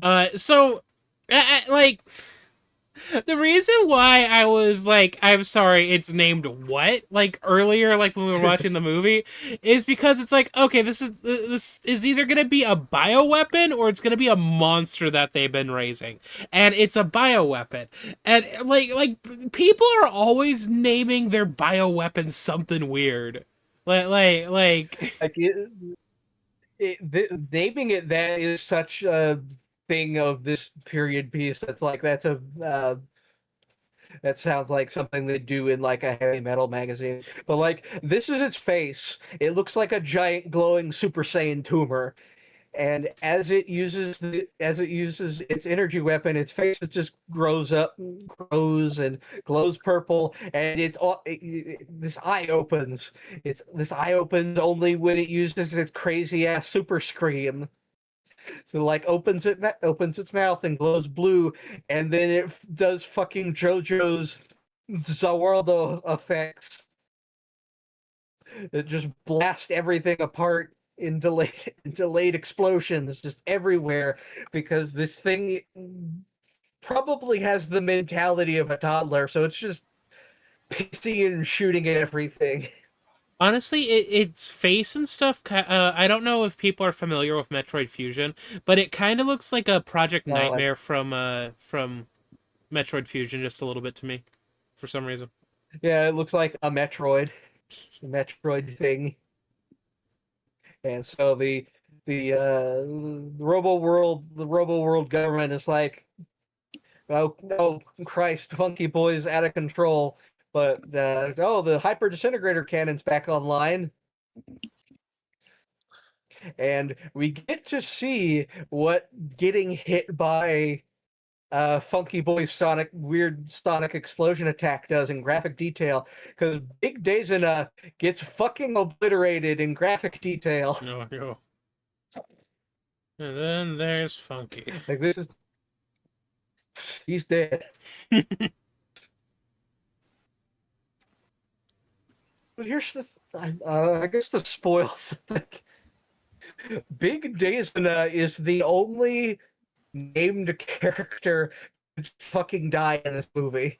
Well, I guess he's the only, maybe the only racer, because like maybe one other character dies in this movie. A bunch of background characters die. Very few main characters die. Which is crazy considering the stuff that's about to happen. So they charge up the hyper disintegrator cannons. Charge up. I like this bit here where the like glowy cylinders on the side like straighten out before firing, and the president's like, "All right, let's get a good clean shot. I don't want Funky Boy to suffer. We're gonna do this ethically." Funky Boy's down here. He's about to fire off. The hyper disintegrator cannon shoots off in these giant concentrated lasers that are so powerful they blow away the weather for like miles. So you can see 3 beams come down, converge, and everybody's watching as this is where you get like the first clear shot of Funky Boy. It has like 6 arms and a tail and a giant blob head. That's kind of like a... Gets hit. Soup dumpling. No, It's like all my first dates. God. No, it's from the second Sonic Adventure game. It kind of looks like a, I can't remember what it's called. It's like bioweapon or something. Biolizard. Yeah, Biolizard. Biolizard. Yeah. It's interesting that you bring up Sonic Adventure because that will be relevant later. Oh Jesus. Yeah, so it gets hit. There's the giant explosion as it also gets semi-graphically dissolved, and then the hyper disintegrator cannon blowback hits as it creates this massive shockwave at a fucking mushroom cloud, and everybody gets blown the fuck away. Like JP is only able to survive because he's basically hiding behind like rock debris and his tipped over car. All right, we got him. Okay, this is one of the first crowd shots, I think, where I noticed they start using like the same species as some of the other main characters, because these guys are the same species as Frisbee. Mm-hmm. And they're like here for like a second. They have some voice lines, but that's something you say. And then you see here, these guys are the same species as the Shinkai. Mm-hmm. Like the weird lobster people. Basically, everybody's fucking wrecked. Trans Am's knocked over. And here's one of the weird things that happens in the movie. The old man's watching on this portable TV. He sees the car flipped over. He squints and leans in and sees this tiny explosive right here. he's able to see this tiny explosive on this tiny TV when the previous frame that would have been on the TV did not have the explosive in it. I think that's Would just have been right there, and it's not there. I think he just Yes. has super awesome eyes. Yeah, so the dust finally settles. Everybody's covered in dust, and Sonoshi, like, basically the Robo World guys are picking up the pieces of their army, and Sonoshi goes back to her car, basically in a futile effort to try and get it to run again. She hops in. This thing is not moving. It does not fire up at all as she does all this stuff, like snaps off the handle. And so JP tries to upright his Trans Am so they can get going again. And it's like, hey, you'll want to just come with me and we can win this race together. And she's like, yeah, sure. I just want to know something first. And it's like, come on, we've got a race to win. We should go. And it's like, no, I want to ask this now. So he's this fun little bit where he's trying to push his car back over, but she's sitting on the other side. So she wants to ask. Yeah, she's like leaning against it. Yeah, right. Yeah, she wants to ask about the whole race fixing thing, and this is where we get the backstory of JP and Frisbee. Because basically they needed parts in an engine, they needed money. Frisbee got the money from the mafia, but they lost the race with Frisbee's life on the line. So this is basically the reason why Frisbee's in with the mafia. He is in debt to them. And so he's working and so in order to like pay back debts and bookies and all that stuff, his life is basically indebted to the mafia. So that's what I mean when he's like not totally in. Mm-hmm. He's in there against his will. And so an interesting thing is after the old man saw the explosive on the TV, he gets out a shotgun and loads it with screwdrivers. Oh, those are Yeah, screwdrivers. He loads up they're even like different screwdrivers too. He loads it up with screwdrivers, takes that hover motorcycle out, and heads out to where Frisbee is in the mobster's vehicle. And as he's doing so, Funky Boy starts to regenerate from a little piece that's left over, and like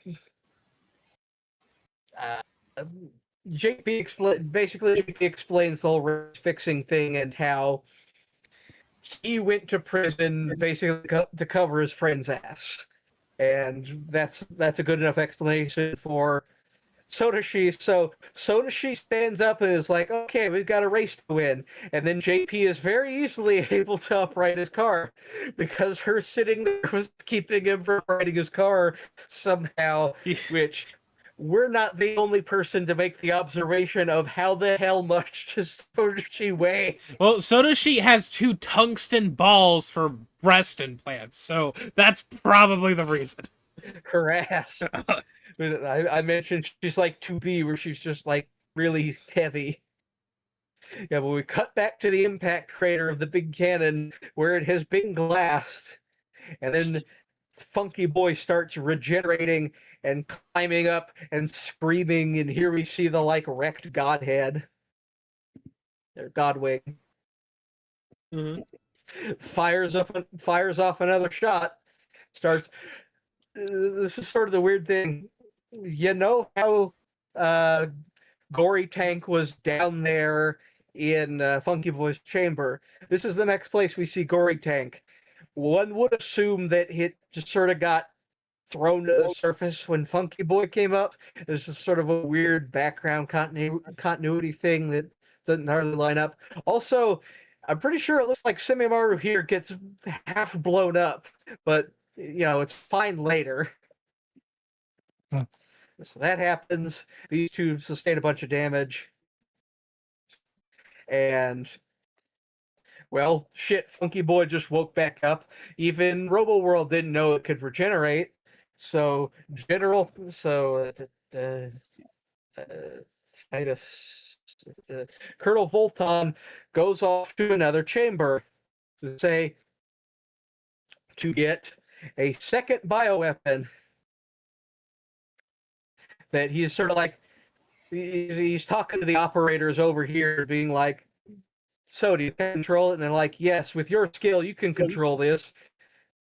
This like weird blob thing that raises up out of this pool, and he's talking to it like, "Yes, girl, you love getting your tentacles on fresh data, don't you? All right, come on then." And then these tentacles just like violently integrate with his fucking head.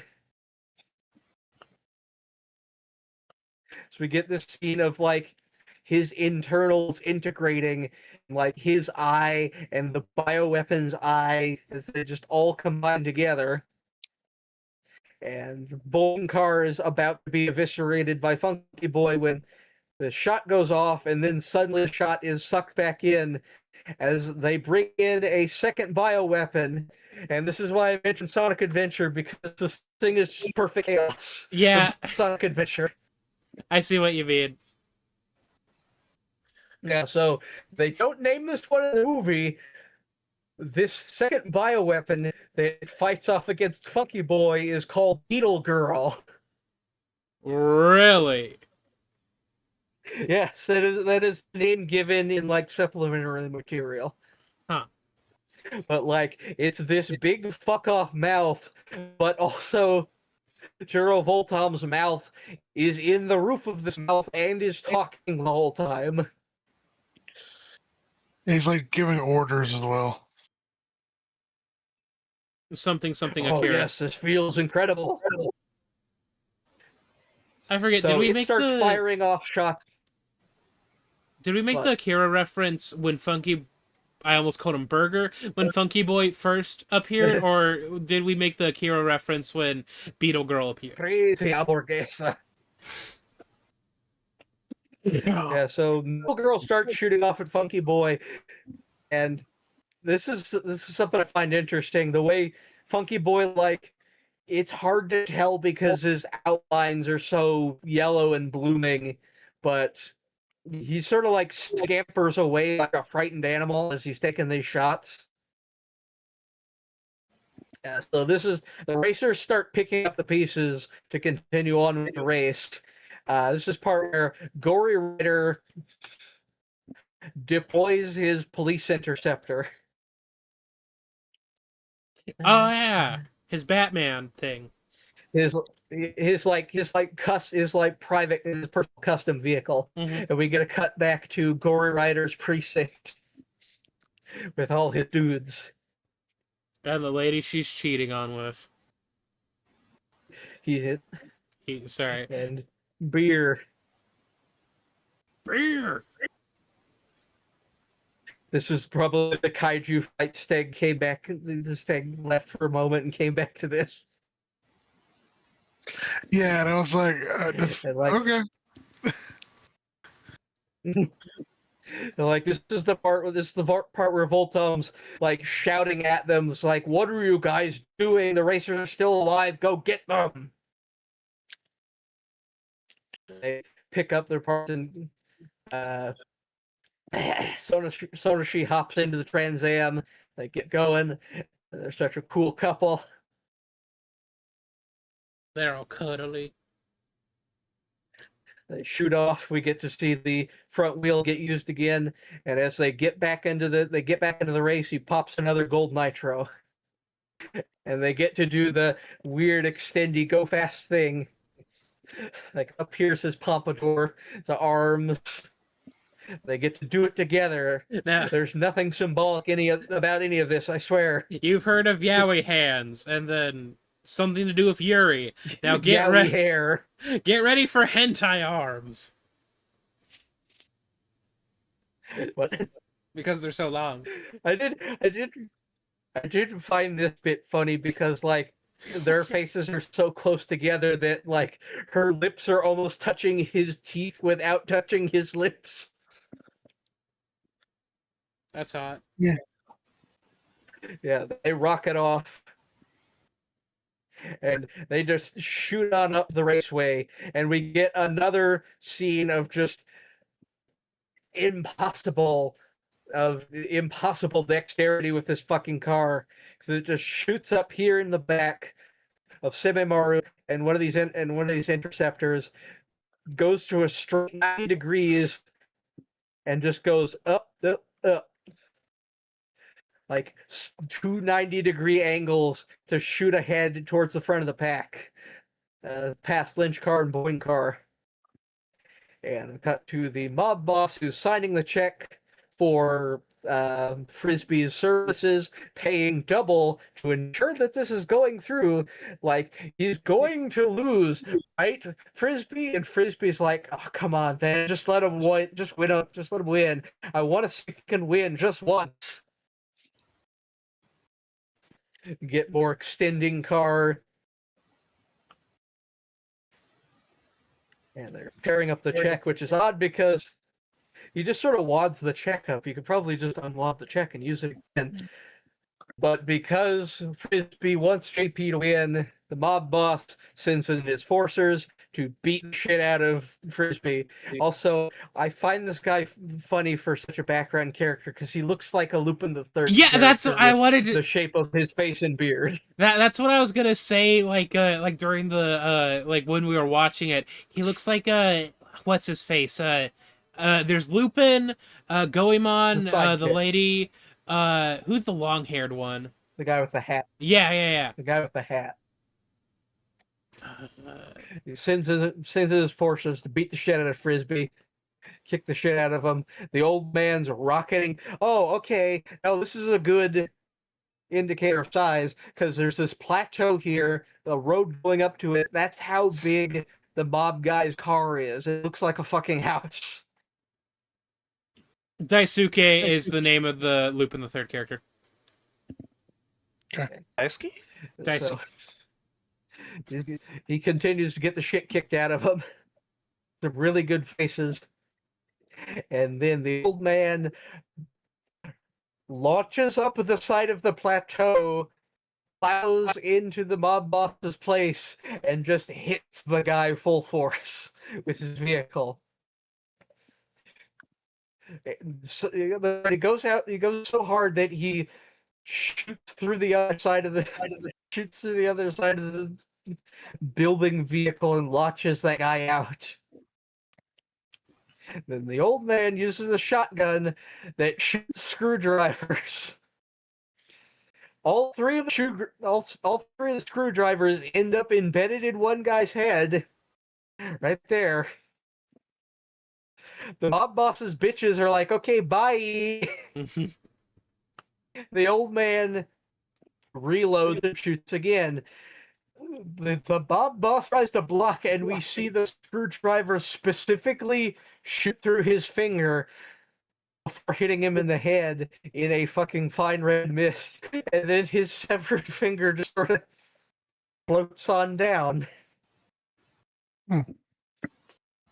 That's that problem solved. But the old man's like, nah, I'm not here to save you. I'm here to get the detonator out of your hands. You stupid piece of shit. Fuck you.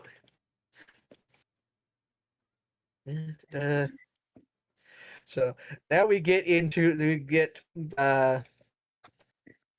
Godwing back in the front.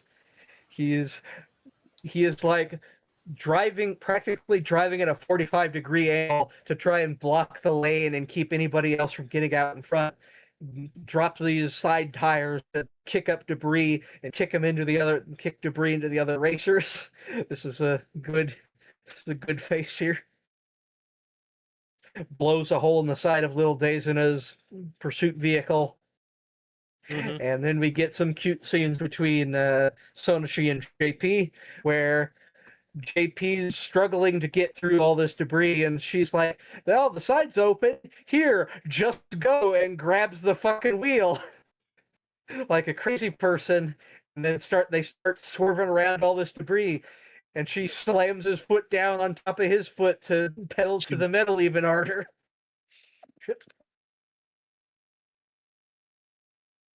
Although that's not how pedals work. Yeah, that's also the thing. You can't just put down on it harder. It reminds me of like the fucking early 2000s But Criminal Minds where they're like, oh no, we need to hack faster, and so they just have two people typing in a computer. My Satan. That's on the same one. keyboard? Yeah. Huh. That's some like Superman typing on a keyboard at super speed shit. Yeah, I feel like Yeah. that would go really bad. It's stupid. Oops, I actually So- DDoS attacked us. DDoS. DDoS, yas. Help. Yeah, so Trans Am's able to maneuver around Godhead, and Machine Head, Godwing, Machine Head sees Sonoshi down there with JP, and it's like, "Hey, Sonoshi, you still got that steam light?" And he reaches into his arm and pulls out a steam light nitro that was like screwed into his arm. Mm-hmm. And she's got his. This is an interesting bit because do you remember back in Oasis when Machine Head first walked in and how while everybody was looking away, Sonoshi was like waving to him? Yeah. And she said, "Oh yeah, I'm here waiting for somebody." Oh. It's implied that she was there waiting for Machine Head. And she said, "Oh yeah, I've got this." And when she was talking to JP, "Oh yeah, I've got this Starlight Nitro cap. My father gave it to me." It's implied that Machine Head is Sonoshi's father. That would make sense.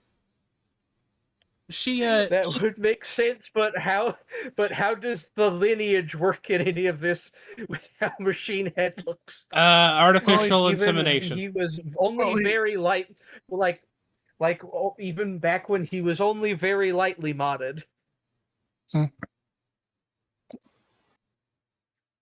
Plus, I mean, the way he is and the tropes involved, he just sort of had that like, this is how Japan views big scary black men, that sort of thing. Not that. So he takes out a steam light and fucking eats it. He cracks it between his teeth. And he starts going fucking God mode as his armor starts breaking out and he starts going through the overwhelming power of the platinum nitro charge as opposed to the gold nitro charges JP's been using. And this thing is so fucking powerful that it just starts shearing his machine apart, and that dicky little thing with the little wheel that was holding him on just shatters apart, and now his vehicle is just him mounted at the front like a fucking mast decoration. Like this is getting into some weird bondage shit. That's hot. So he shoots the fuck ahead. Like here, he's just sort of at the front of his fucking car. Like this has to be a sex thing for him. He has to be getting off on this. I think it's a sex thing. She shoots ahead. Sonoshi puts the nitro into JP's tank, and they shoot ahead even faster. I just sort of like the chaotic gremlin energy she has in this whole sequence when, hey, it's not my car, let's push it to the extreme.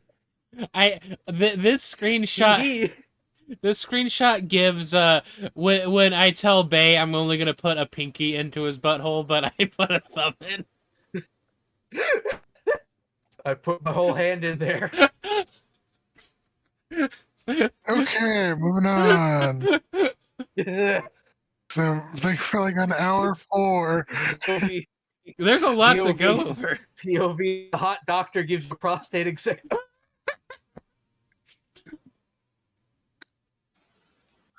They're like, all right, let's do it.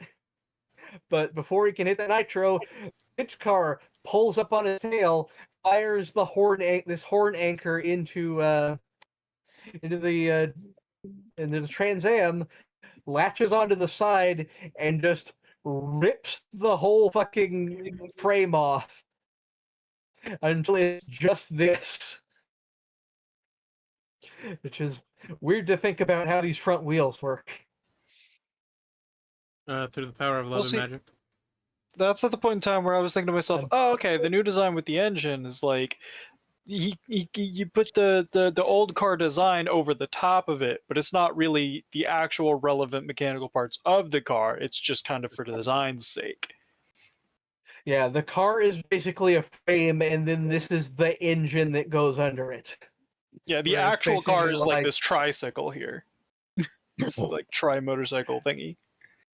Basically trying to fit all the boostery shit in there and barely leaving any room for the drivers. So he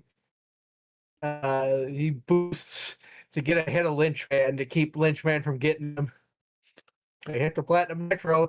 They go even stretchier, faster.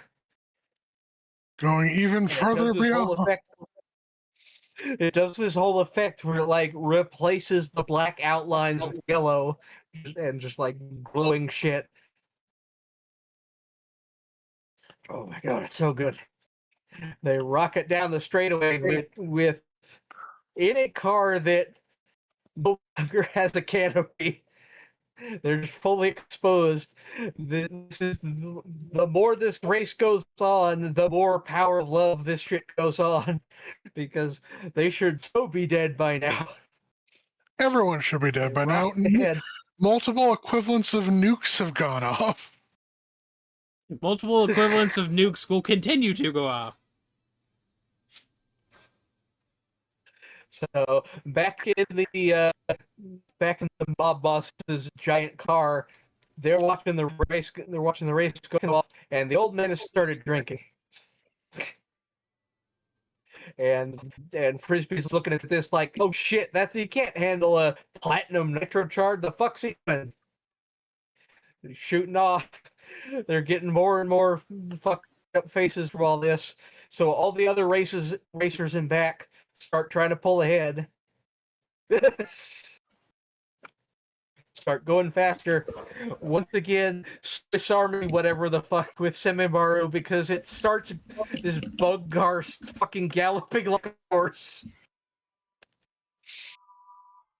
As all the racers in back are like, okay, we're not out of this yet, and they'll take turns speeding up to try and catch in. Even little Daisy still keeping pace.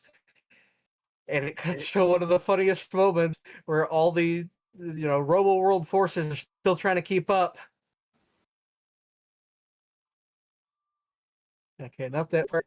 And then they just stop. All of the pursuit vehicles just stop. The music cuts flat. They're like, fuck this, they're all too fast. Like that is a say something.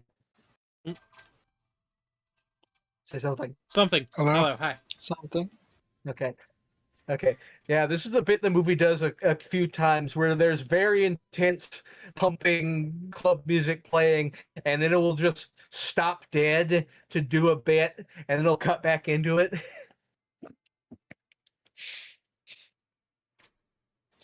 Man, fuck this. I mean, I would say fuck this Yeah, to the this whole race- situation at this point too. Yeah. Like, these guys are so way above their pay grade. So the red line finish line is in sight. The problem is it's really high up in the air on top of the Robo World headquarters. How are they gonna get there? Princess Supergrass just says, "Oh, let's just wait and see." As the building starts to tear up, and they drop the Redline mothership out of warp directly in the middle of the building, tearing up the insides and using the ship as the runway towards the finish line. You just sort of see the ship crash into the building. So it's getting down to the final stretch. The skeletal Trans Am is still in it. And Machine Head is like hyping himself up like, I am the greatest. I will win. And he keeps looking it over at JP and said, you don't deserve this. You don't deserve to win Redline. Only I deserve to win Redline. And he's so into it, he's like smashing parts off his vehicle. Imagine telling your daughter that. Neck and neck. He just keeps getting more and more intense. Like, I have to imagine at this point, they have to have like broken the sound barrier or are very close. At least 5 times. And like, Machine Head is pushing his machine so hard that the underside tire just shears off and he goes flying for a bit, which lets JP and Sonoshi pull ahead. There's this whole thing where Machine Head just eats shit going at several hundred kilometers an hour, and they just once again do this bit where they drive under the long vehicle, shoot ahead. Shoot ahead. And this is a really good scene where JP has this vision of the really cool, awesome guy that he saw in his childhood. Where it's this vision of him, of this guy, like seeing JP, giving him a thumbs up as he basically, as JP like surpasses this old role model he has in his head. He's surpassed this coolest motherfucker ever. He like passes him by. He shoots ahead. He sees the finish line, and his face gets fucked up again as the G-forces continue to hit him. So, Machine Head reaches into his fucking torso and pulls out a new front wheel and becomes the new front wheel of his vehicle so he can keep going. As he is just continuing to shit talk JP. Mm-hmm. It's such a good design. And Frisbee and Drunk Old Man are watching this, and Drunk Old Man has the detonator in his hand and accidentally presses it, which sets off the bomb that's still there. Well, I didn't think it was an accident because they talk about like there's no boosts left. And No, that was an accident. I thought the old man did it on purpose. No, the old man is drunk and hits the button on accident. I'll go in a second. He hits the button because the drunk man is like happy and celebrating, ha ha ha, and he hits the button by accident. Bomb goes off.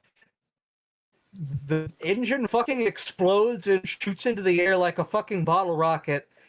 This lets the car go faster somehow. This just works. More of the car just fucking explodes off. Because this part right here. Yeah. Old man doesn't know what he's doing. He's cheering, and Frisbee's just like, "Oh fuck! You blew the car up." This was an accident." It was like somehow I always found this was weird.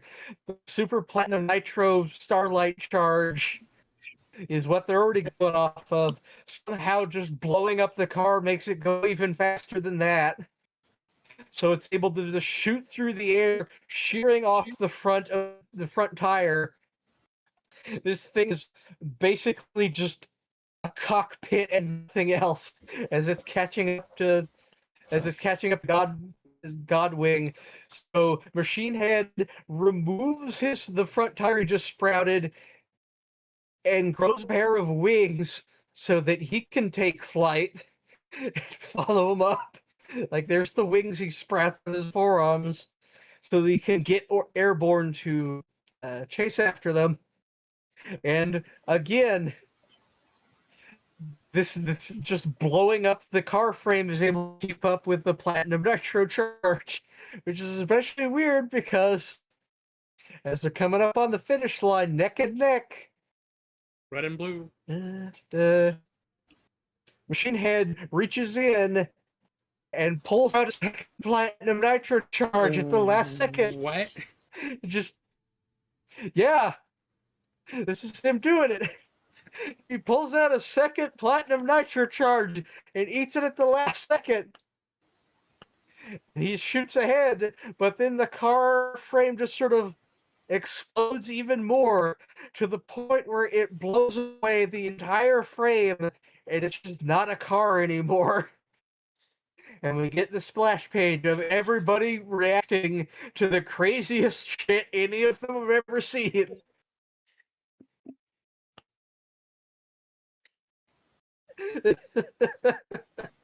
Those are some good reaction images. This is me right now.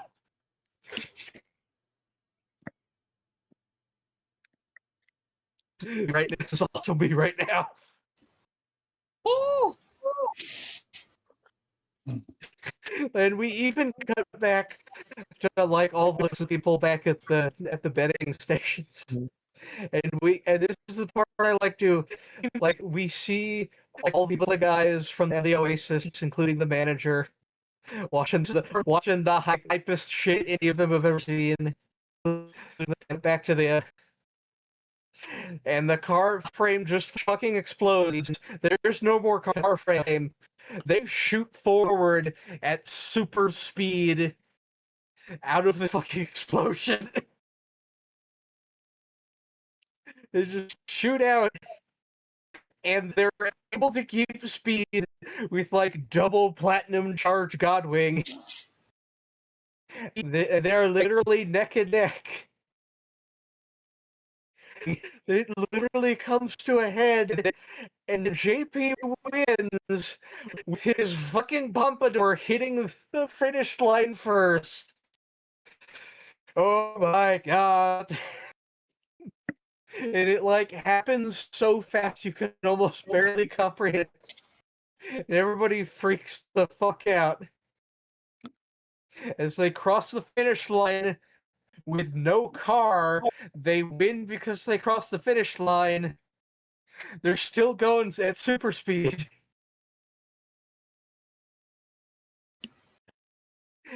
The announcer's losing his shit. He says he's got to change his pants after that.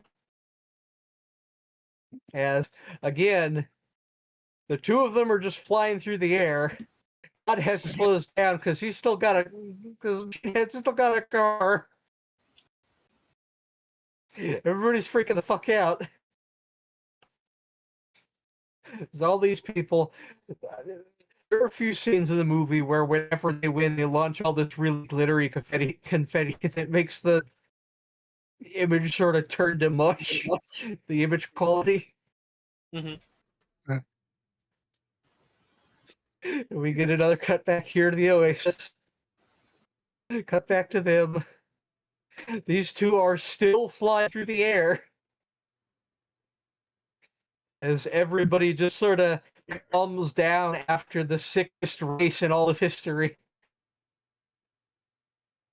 They're like, yeah, that was cool. These two are still flying through the air. They're all just relaxing after an incredibly intense race. These two kiss. They say, I love you. It's all very romantic. We get this. The love, because love wins. Love wins in the end. The end. This is how the movie ends. They don't hit the ground. We don't know what fucking happens. Love wins. After that happens, all of Robo World's forces all come in on them and shoot them on sight after the credits hit.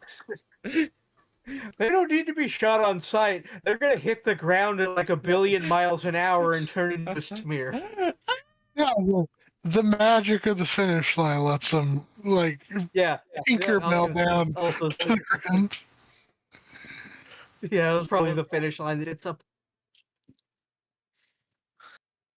So that was fucking Redline. That was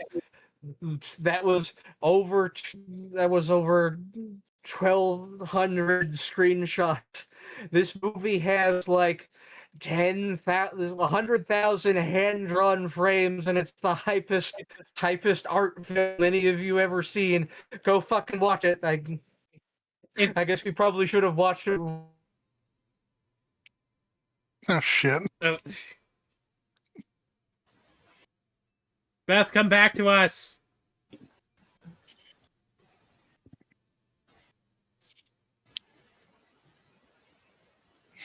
Whatever. 100,000 hand-drawn frames. It took them 7 years to draw all this. This movie actually underperformed at the Japanese box office, so it was a flop. But it is obviously incredibly cult following. This This was one, box office cult film. So y'all got anything to add? Chris, I'll let you go first.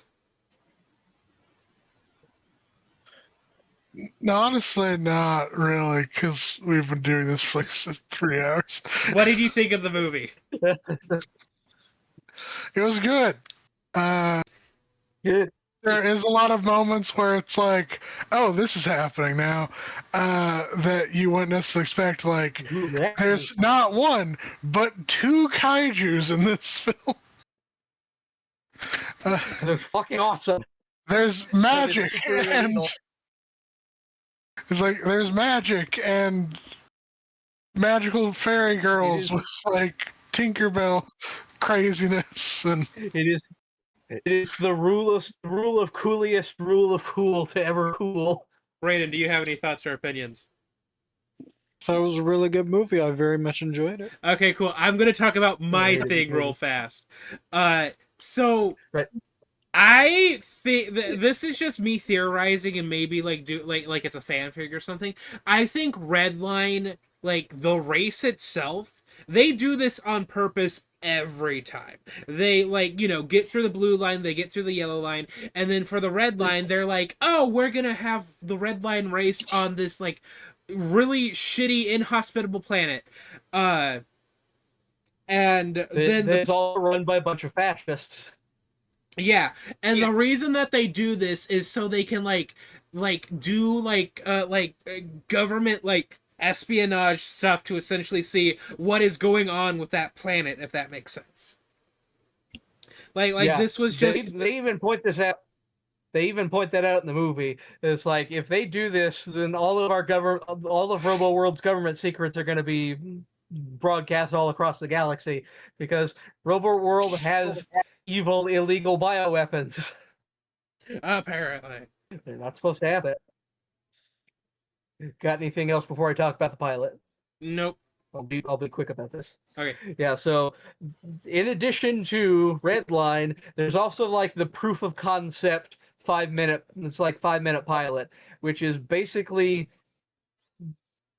sort of like Yellow Line and parts of the Redline race sort of mashed together, and the animation's not as sharp, but it's also really punchy. I also really like it on its own. And it's got all the main characters in it, and like showcases each of the main racers. The art style's a bit more thin. It's got its own little art style. It's interesting. The part I really like about this is it amps up the Super Boyin fight. Like here you got Miki and Todoroki. This is what the Robo World fascists look like in this. They look like weird gold men. Pillar Man. We got stuff like basically every car in the race gets its own little focus, like Gory Tank and like there's Gory Tank there, and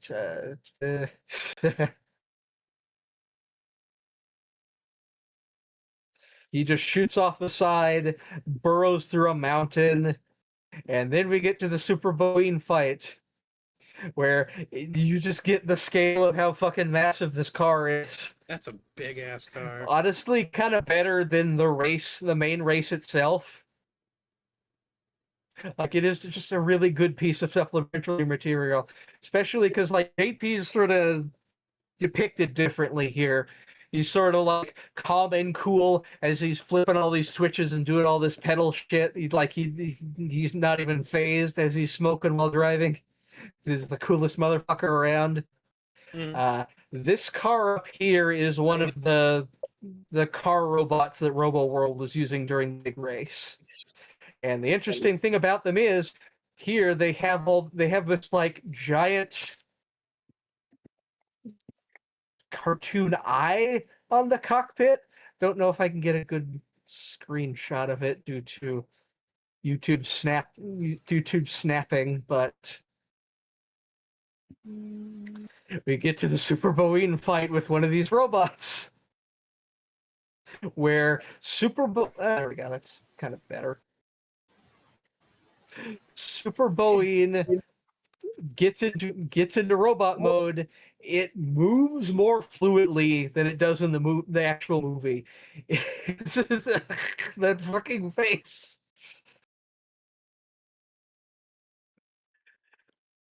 Yeah, so Super Boeing stands up.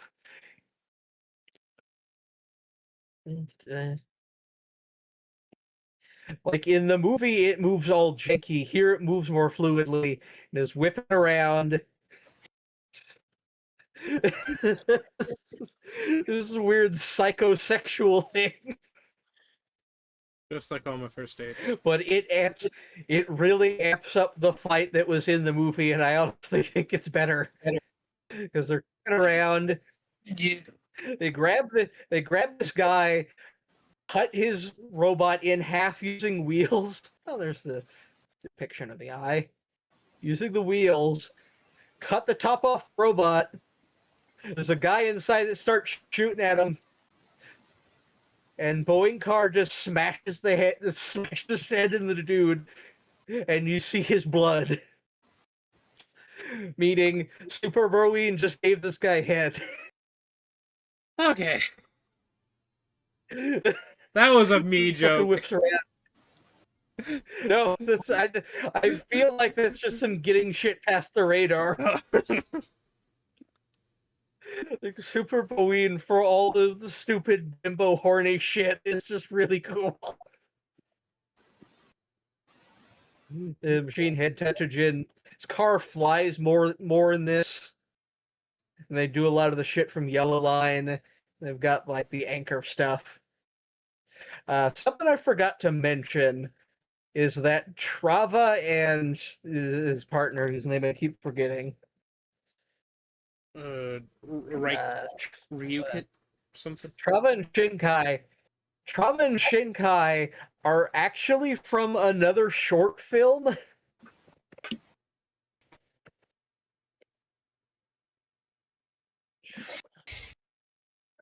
It's like Trava Fist Planet, Trava Fist Planet. So these guys are just from some other animated little short. In sort of a different art style. It's not really important. It's basically just them talking about escaping from the military. I think there's like some other character in there. That's it.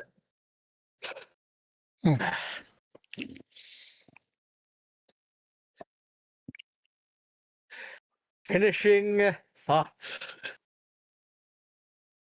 I think the overall consensus is that this was a really good fucking movie. My entire body is buzzing. My ears are buzzing. My mouth is dry. Like I'm very sweaty. I feel bad Arms are heavy. Because I still feel bad I- because every time Chris asked what you were wanting to show, I was like, oh, I think like Beth wants to show like an indie like cartoon on like YouTube or something. She said that we could watch it on YouTube, so it's probably indie or something. And then we get here, it's like, oh That's what no, you thought it is? oh no, this is Madhouse.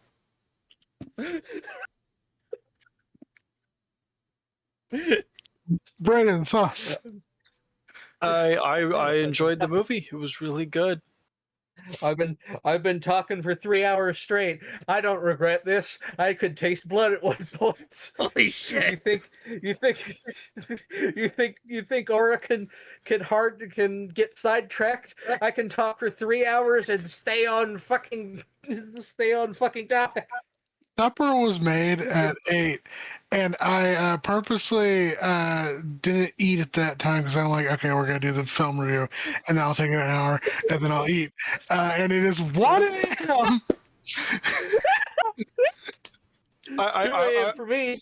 I want you all to know, lately my sleep schedule has had me going to bed around 3 to 6 p.m. It is much later than that now. Y'all,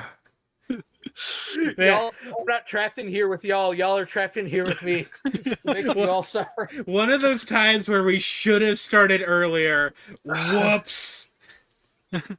Okay, here's the thing. I was collecting screen caps for this movie up until we got on call. We were like 2-3 hours late to getting on call. No, we were only about an hour. Yeah, Avery was. No, Oh yeah, because no, we were like 2 or 3 hours late. As compared to when we usually start recording or when we start playing Magic. But yeah, I was basically stalling because I could not get myself to focus for the life of me to do this when I had free time. Yeah, Tuden. I get the feeling this like bankrupted a studio. Yeah, it bankrupted Madhouse. Have you seen One Punch Man season 3? Okay. But yeah, any final thoughts before I hit stop recording? What was the thing I saw? Yeah, TV tropes makes a lot of comparisons to like Wacky Races and what was that? I was thinking about Motor City as well. Anyway, Detroit Motor City. Yeah. Oh right, Dead Leaves. Before I change my mind to this because it's such an important piece of art, I was gonna suggest Dead Leaves. Okay. It's like it has the same manic energy, but with a much thicker, less shaded art style. It's also really good. Also has a good couple of people in it. but yeah, this film has inspired us. So tune in next time when we all join Rally Car. We're gonna talk for 5 hours about K-pop Demon Hunters. Oh, please God, no. We're gonna join. It cross Eurasian Rally Car, and it will be even funnier because only 2 of us know how to drive. My ears are fucking ringing. Say goodbye, everybody. Bye, everybody. We're all gonna die after this. Okay, stopping the Yeah. recording now.